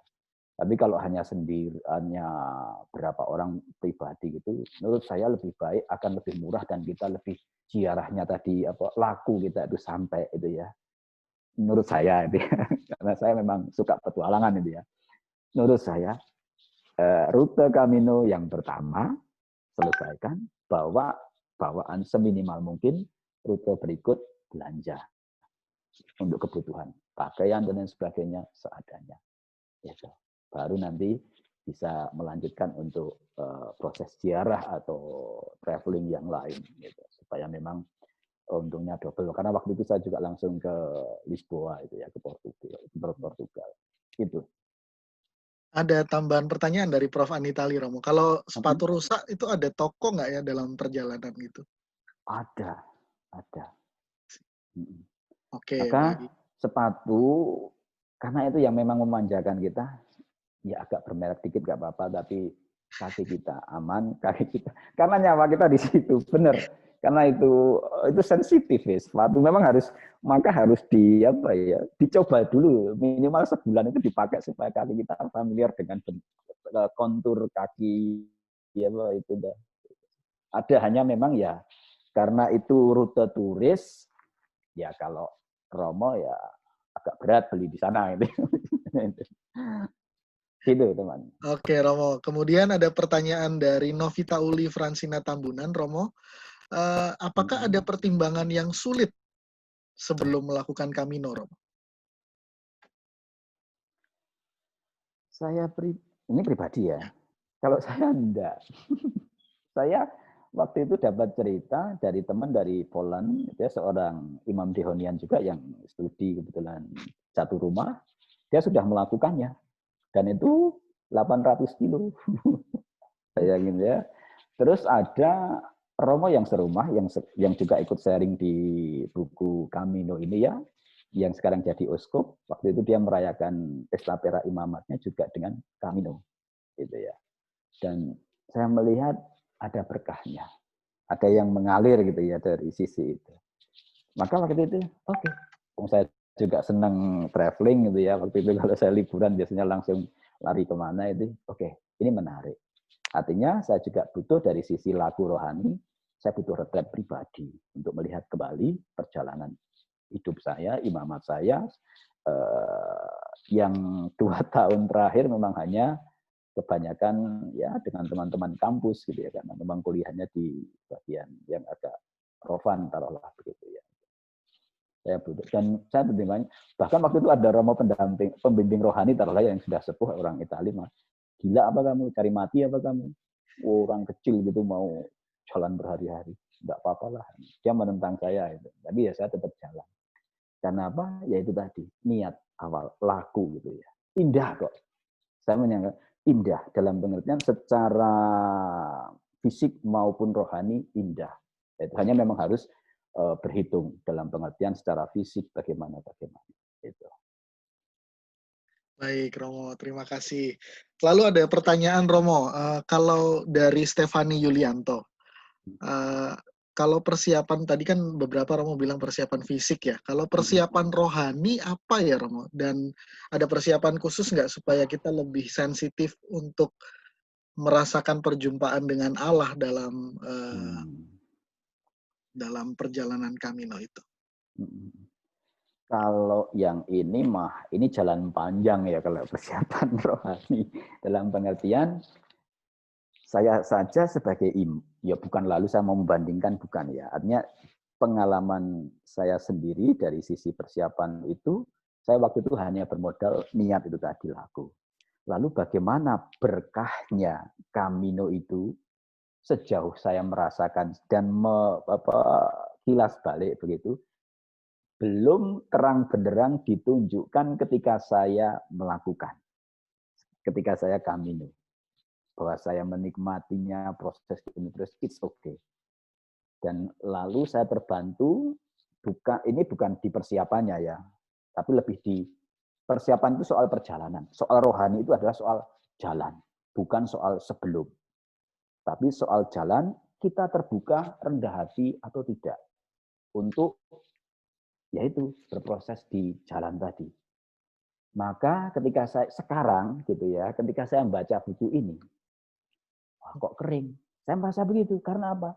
Ya namanya perjalanan ziarah kan ya proses. Kok kering? Artinya apa? Saya melihatnya loh kok hanya informasi sih ya. Wah, maka saya sekarang ya harus berani memaknai yang secara lebih dalam lagi, lebih lebar lagi. Ya tadi apa? Simbol apa? Clue-nya apa? Piknik. Nah, itu ya. Secara populer saya ke arah sana. Artinya apa? Doa saya atau persiapan rohani saya tidak hanya terjadi di sebelum, tapi adalah proses ketika berjalan, sesudahnya, dan karena Camino adalah jalan hidup itu sendiri ya sampai sekarang. Dan bukan berarti pula ya, lalu saya mengatakan ini sudah berhenti. Piknik formula ini sudah berhenti, sudah sangat mudah. Tidak. Ini hanyalah perhentian. Yang saya yakin secara rohani pun ya saya nanti satu ketika saya mungkin umur sekarang kan 43, taruhlah nanti umur 53 itu ya, saya baca ini kok basi. Maka nanti sudah ada tambahan di perjalanan karena apa? Di jalan itu selalu ada goresan, selalu ada gesekan, selalu ada sentuhan, selalu ada perjumpaan dan di situ yang mengisi. Nah, secara rohani saya lebih melihat di situ tidak di sebelum melakukan, tapi ini adalah camino. Berjalan, berziarah, dan kita homo viaggiatore, kita adalah caminatori. Ya, proses itu dinikmati. Sembari tadi, kalau spirit saya yang di jalan, itu tadi, with simple, humble, and open heart. Apa tadi? Terbuka. Simple, humble, open heart. Nah itu. Di jalan itu terus ritmenya itu ya, modalnya itu. Ketika itu nanti kita bisa belajar. Kalau kita sudah naik, karena apa? Saya jujur, saya orang cenderungnya adalah sombong, perfeksionis itu ya. Tapi justru dengan Camino saya diajak untuk mengolah aspek ini, simple, humble, and open heart. Itu mengalami itu, lalu tagline yang lain adalah jalani, nikmati, cintai. Maka akan bawa keberkahan. Bukan hanya untuk diri sendiri, saya yakin. Untuk orang yang saya jumpai. Insya Allah begitu ya. Romo, mohon izin 3 pertanyaan terakhir ya. Oke. Banyak banget yang bertanya, tapi ya kita harus terbatas waktu. Ada 3 pertanyaan terakhir saja nih Romo. Pertama, kira-kira berapa ya biaya total atau bekal uang yang harus dipersiapkan? Itu. Kemudian apakah kalau mengikuti Camino ini ada indulgensi? Lalu yang ketiga, adakah perubahan atau pembaruan secara pribadi yang Romo rasakan setelah Camino? Nah, itu 3 pertanyaan terakhir Romo untuk kita malam ini. Yang pertama biaya. Untuk transportasi sini ke sono hitung sendiri ya. Kalau di sananya artinya ketika kita sudah melakukan Camino, ini minimal hitung-hitungan saya tentu tahun 2011 dan bisa diupdate. Tidak tahu kalau teman-teman ada yang melakukan akhir-akhir ini, silahkan nanti juga sharing gitu ya. Minimal untuk makan sehari buat saya kalau ini laku saya waktu itu makan pagi itu hanya makan roti sambil jalan, untuk minum kopi dan lain sebagainya gitu ya. Dan kita di jalan ya itu tadi bekalnya hanya buah sama roti Prancis itu yang keras untuk gebuk anjing lewat juga bisa. Itu saya hanya makan kenyang sekali sore. Itu kosnya itu sekitar 20 sampai 25 euro sehari ya. Ini murni jalan kaki. Nah, maka silahkan dihitung ya, itu dengan asumsi biasanya albergue penginapan itu 5 sampai 8 euro waktu itu. Taruhlah kalau sekarang mau cari aman ya maksimal 12 taruhlah begitu. Kalau intensinya memang laku ziarah ya. Terus makan taruhlah 20 itu sudah loks gitu. Itu sudah kenyang banget gitu. Nah itu ya 25 sampai 30 euro sehari taruhlah itu sudah aman. Maka dikalikan kita mau ambil berapa kilo perjalanan itu. Kalau saya hanya 312 kilo dari Kota Leong itu dan butuh 12-an hari dan itu cukup santai, itu saya menikmatinya. Kalau mau diperpanjang lagi dalam pengertian mau santai lagi juga bisa. Maka tinggal dihitung kekuatannya itu. Maka nanti dikalikan saja. Nah itu ya untuk hitungan biaya. Tapi kalau sekarang coba deh update dicari-cari di internet gitu ya, siapa tahu ada. Soal indulgensi, secara pasti saya belum tahu. Waktu itu memang saya tidak motif macam ini memang saya tidak punya, tidak mencari informasinya. Kemungkinan ada, hanya silahkan dicek. Karena saya tidak punya informasi, tidak punya akses untuk ini ya. Saya harus jujur mengakui kalau saya tidak punya akses. Nah, maka silahkan nanti dicek apakah ada atau tidak ke Santiago langsung gitu ya, ke katedral pelayanan di sana pasti juga ada yang bahasa Inggris. Lalu yang ketiga tadi, apa tadi ya? Ketiga perubahan, apakah ada perubahan atau pembaruan secara pribadi yang dirasakan? Kalau yang seperti saya sharingkan tadi, perubahan. Maka tadi kan saya di presentasi tadi mengatakan doa saya di Santiago dikabulkan saat ini, di perjalanan ini. Tidak ketika, nah itu temuan saya, temuan rohani saya. Artinya apa? Perubahan itu yang butuh 3 spirit tadi. Open, humble, and simple itu tadi ya. Gitu. Kalau kita itu, maka perubahan rohani tidak serta-merta konyong-konyong kayak durian jatuh itu ya. Jatuhan durian pun tidak enak walaupun duriannya enak itu ya. Tapi adalah proses. Ya tadi, siamo viaggiatore, siamo camminatori. Kita adalah peziarah. Maka diungkapkan justru ketika kita berziarah, ketika kita berjalan. Kalau kita sudah camino lalu di rumah duduk aja, no, tidak ada sesuatu. Tapi diungkapkan justru ketika kita berjalan, ketika kita berziarah. Dari situlah pengalaman yang sudah didapatkan di Camino itu seperti saya katakan tadi menjadi gambar, menjadi guru, menjadi teman, gitu ya, yang menginspirasi, yang membuka perspektif, yang membuka makna dengan tentunya hal-hal baru yang kita temukan. Karena apa? Akhirnya ya pengalaman kami itu sendiri memberi ini tadi, memberi perspektif, memberi tanda. Demikian loh. Nah itu sih. Jadi bukan sebuah perubahan sekonyong-konyong. Saya tidak menemukan itu karena ketika saya sampai di namanya itu di Bukit Irago itu ada salib besi. Cruce de Hierro atau apa itu bahasa Spanyolnya saya lupa itu. Cruce de Hierro, salib besi itu dari abad 11 kalau tidak keliru ya. Dan itu ada tumpuan batu yang menjadi gunung itu dan itu menjulang lalu ada salib di atas salib besi itu.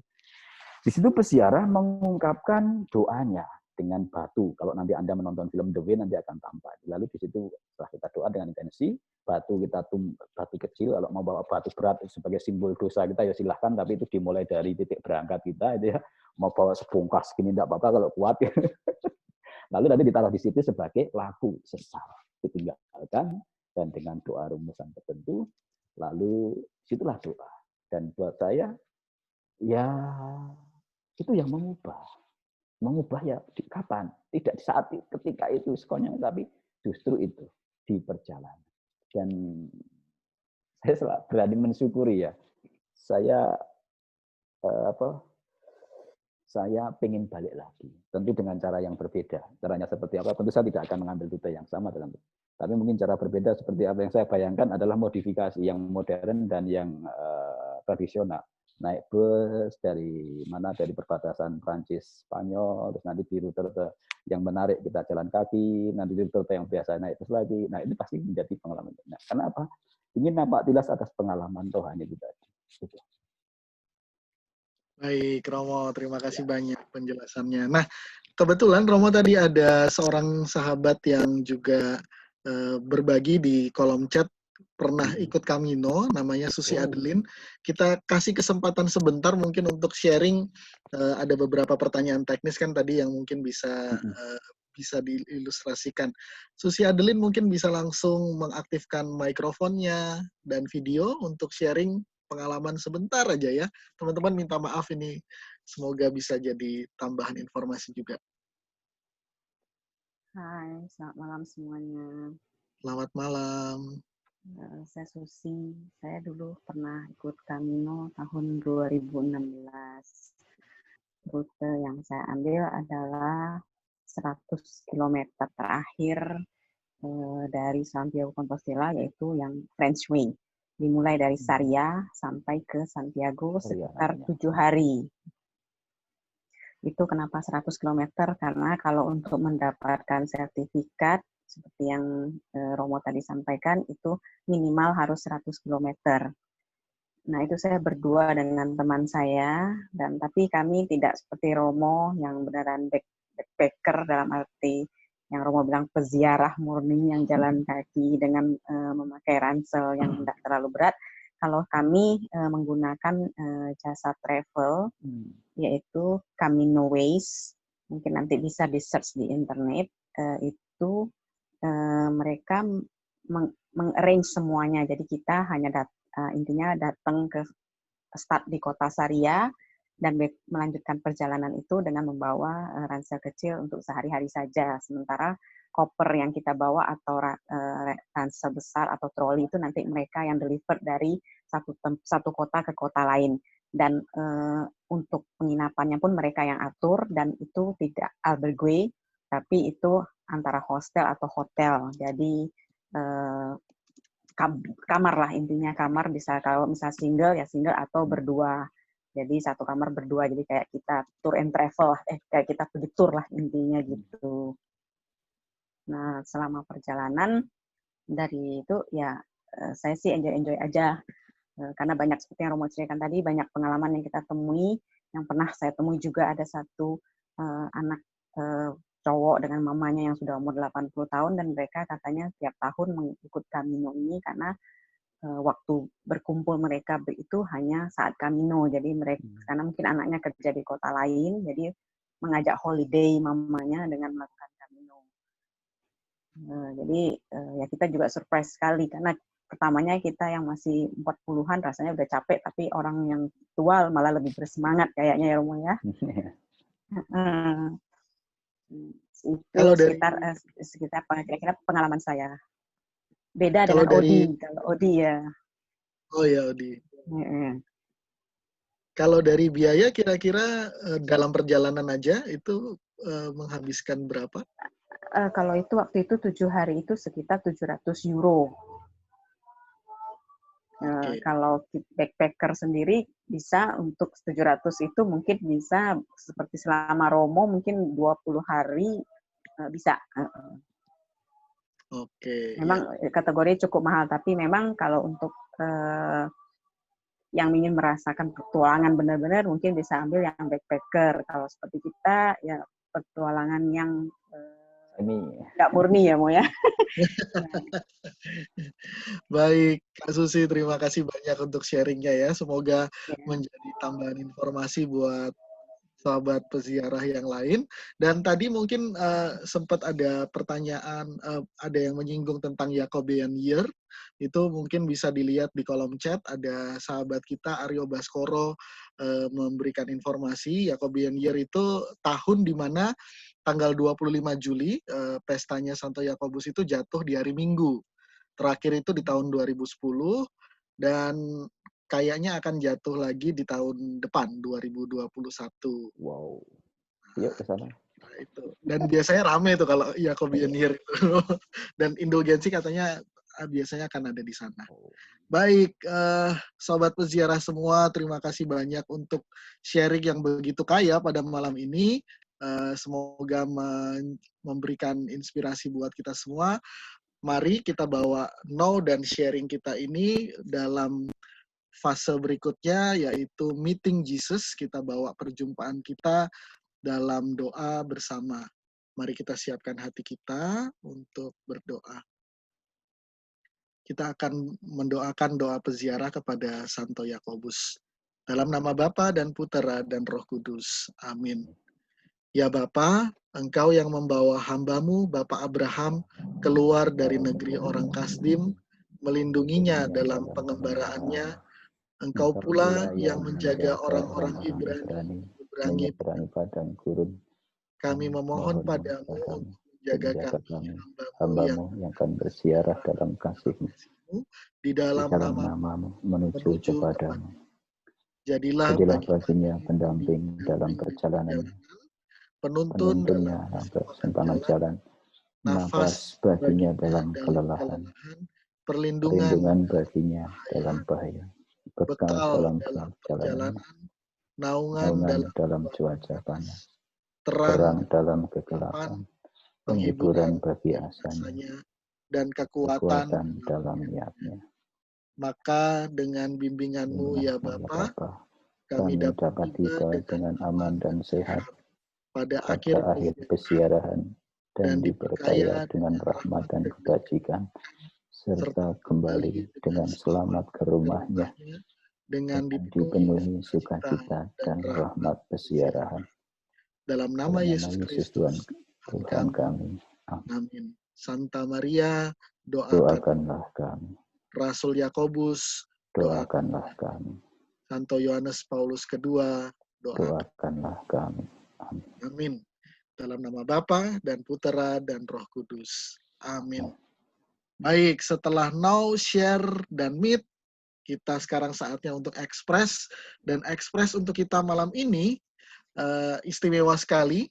Jadi kami mengundang semua teman-teman sekalian, baik yang mengikuti Zoom ini maupun yang nanti mengikuti di YouTube gitu ya. Mari bikin quotes jiwa peziarah di feed Instagram masing-masing ya. Dengan catatan pertama, captionnya diawali dengan ziarah itu bukan hanya tentang mengunjungi suatu tempat, tapi, nah tapinya silakan diisi sendiri sesuai dengan inspirasi masing-masing gitu ya. Lalu silakan menggunakan fotonya yang relevan, sertakan pula tagar Rumah Dehonian dan Peziarah Katolik. Kemudian jangan lupa tag dan mention Rumah Dehonian dan Peziarah Katolik. Dan nanti 5 orang yang beruntung yang akan ditentukan oleh panitia akan mendapatkan bingkisan yang istimewa, yaitu buku Hidup Itu Singkat, Pikniklah yang ditulis oleh Romo Elis.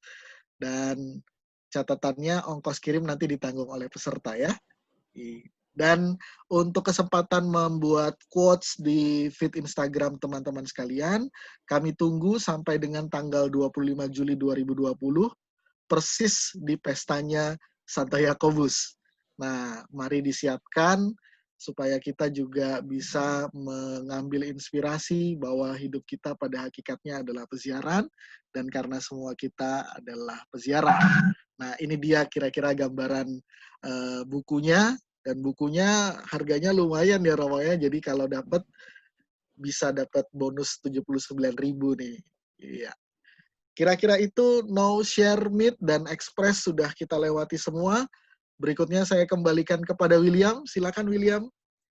Oke, terima kasih Willem, terima kasih Romo Elis atas waktunya. Sama-sama. Luar biasa banget nih, sudah hampir 2 jam kita bersama, nggak terasa. Dan luar biasa juga tadi satu quotes yang menarik, paradoks peziarah itu adalah meninggalkan kenyamanan, lalu kita mencari kenyamanan yang lebih dalam ya Romo ya. Keren banget.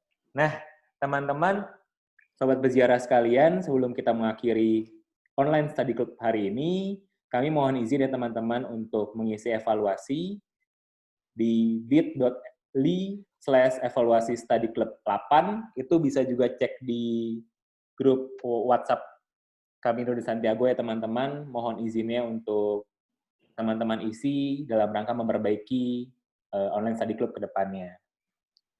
Gitu. Nah, wah, Sinta nanya nih, tadi captionnya apa? Nanti di screenshot ya, tentang cara dapetin bukunya. Gitu. Kita lanjut dulu. Boleh dilanjut. Nah, teman-teman, online study club selanjutnya kita akan mengenal World Youth Day nih. Tadi kalau kata Willem, Camino de Santiago adalah salah satu faktor juga nih akhirnya memunculkan World Youth Day. Nah, World Youth Day itu apa dan bagaimana sih ceritanya kalau kita ikut World Youth Day? Nanti kita akan bahas di tanggal 24 Juli hari Jumat jam 7 malam waktu Indonesia Barat. Jadi jangan ketinggalan teman-teman, kalau mau tahu informasinya, yuk follow Peziarah Katolik Instagram-nya. Sip. Baik, terima kasih banyak William. Mohon teman-teman jangan lupa untuk mengisi evaluasi, karena evaluasi ini penting untuk improvement study club kita ke depan. Lalu jangan lupa juga tadi ada informasi mengenai World Youth Day. Kita akan bahas bersama. Dan biasanya sih World Youth Day itu berlangsung di bulan-bulan Juli memang selama ini ya. Jadi pas banget momentumnya, berdekatan juga dengan pestanya Santo Yakobus. Terakhir saya juga ingin mengingatkan, jangan lupa untuk teman-teman nanti yang tertarik untuk terlibat dalam peziarah klub, silakan manfaatkan kesempatannya dengan link yang akan dibagikan di dalam grup WhatsApp yang sudah ada. dalam grup WhatsApp ini nanti kita bisa menemukan sahabat sepeziarahan kita bersama, ketemu dengan teman-teman dari berbagai keuskupan, dari berbagai paroki, berbagai kota, sehingga kita bisa merasakan kekatolikan dan universalitas gereja kita. Dan yang juga penting adalah ada formasio iman secara berkala setiap beberapa hari gitu ya, kita ada diskusi tentang pengalaman iman gitu. Itu, dan nanti untuk caption-nya apa, ekspresnya apa, mungkin akan kita taruh di grup WhatsApp. Lalu untuk YouTube-nya bisa di-search di YouTube Peziarah Katolik. Begitu tambahan informasinya. Nah, mari kita tutup seluruh online study club kita malam ini dengan doa yang spesial, yaitu doa peziarah kepada Santo Yakobus. Nanti ada bagian yang diisi juga oleh Romo Elis ya, karena ini ada doa berkat untuk Santo Yakobus. Mari kita siapkan hati untuk menutup perjumpaan kita malam ini. Dalam nama Bapa dan Putra dan Roh Kudus. Amin. Amin. Santo Yakobus Rasul, engkau yang Engkau terpilih telah dari yang yang pertama. Engkau Engkau yang terpilih untuk meminum cawan sang guru. Dan Dan engkau engkau adalah pelindung terbaik bagi para peziarah. Kuatkanlah kami dalam iman dan bersukacita dalam pengharapan dalam perjalanan peziarahan kami, mengikuti jalan hidup iman Kristen, dan dan topanglah kami sehingga kami akhirnya akhirnya dapat mencapai kemuliaan Bapa. Amin. Silakan Romo. Di dalam nama Tuhan Yesus Kristus, terimalah panggilan perutusan ini sesuai tradisi iman pesiaran Kristen, dan jalanilah pesiaran ini sebagai laku mati raga, pemeriksaan batin, serta doa-doamu. Dan semoga engkau segera dapat sujud di kaki Rasul Yakobus yang menjadi kerinduan pesiarahanmu yang engkau dambakan sejak saat ini. Dan setelah menyelesaikan pesiarahanmu, semoga engkau dapat kembali kepada kami, kepada komunitas ini dengan sukacita, dengan bantuan Tuhan semesta alam. Amin. Amin. Terimalah perutusan ini sebagai penyertaan dalam rangkaian pesiarahanmu dan sebagai cerminan usahamu selama pesiarahanmu, sehingga engkau dapat mengalahkan kerumunan musuh dan dengan demikian dapat tiba dengan selamat di kaki Santo Yakobus, dan setelah menyelesaikan pesiarahanmu, kembalilah kepada kami, kepada komunitas ini dengan sukacita, dengan bantuan Tuhan semesta alam. Amin. Semoga Allah menunjukkan setiap langkah sesuai dengan izin dan kehendak-Nya, dan engkau tidak akan terpisahkan dari kawanan pesiarahan dalam seluruh pesiarahan. Amin. Semoga perawan Maria menganugerahkan perlindungannya, membelamu dari semua bahaya rohani dan badani, dan memungkinkan engkau tiba dengan selamat di akhir pesiarahanmu dalam perlindungannya. Amin. Semoga malaikat agung Rafael mendampingi engkau dalam pesiarahan sebagaimana ia mendampingi Tobias dan melindungi engkau dari setiap cedera dan rintangan. Amin. Pertolongan kita pada nama Tuhan yang menjadikan langit dan bumi. Marilah berdoa. Ya Tuhan, dengan sabdamu engkau telah membuat segala sesuatu menjadi kudus. Berkatilah pesiaran sahabat sepesiaran kami ini. Semoga usahanya laku mati raga, pemeriksa batin, dan doa-doanya dalam seluruh rangkaian pesiarahannya. Semoga ia dapat tiba dengan selamat di tempat pesiaran suci Santo Yakobus Rasul, tujuan dari pesiarahannya. Doa-doa ini kami mohon kepadamu melalui Kristus Tuhan kami. Amin. Tuhan yang Maha Kuasa, Engkau senantiasa menunjukkan kemurahan hati melalui mereka yang Engkau cintai dan Engkau tak pernah jauh dari mereka yang mencarimu. Dampingilah hamba-Mu dalam pesiaran ini dan tuntunlah langkahnya sesuai dengan kehendak-Mu. Jadilah teman baginya dalam seluruh pesiarahannya, penuntunnya dalam persimpangan jalan, kekuatan dalam kekhawatirannya, pertahanan terhadap segala bahaya, persinggahan dalam perjalanannya, naungan dalam cuaca panas, terang dalam kegelapan, penghiburan bagi asanya, dan kekuatan dalam niatnya. Dengan demikian melalui pendampingan-Mu, ia dapat tiba tanpa cedera apapun di akhir peziarahannya, dan nantinya diberkaya dengan rahmat dan kebajikan, serta kembali dengan selamat ke rumahnya, dengan perantaraan Yesus Kristus, Putra-Mu yang hidup dan berkuasa bersama Engkau dalam persekutuan Roh Kudus, Allah yang esa, kini dan sepanjang masa. Amin. Semoga berkat Allah yang Maha Kuasa, Bapa, Putra, dan Roh Kudus, turun atasmu dan menaungimu dalam peziarahan. Amin. Amin.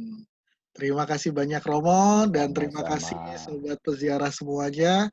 Semoga ziarah kita malam ini menginspirasi kita semua, dan selamat berziarah para peziarah Buen Camino. Terima kasih.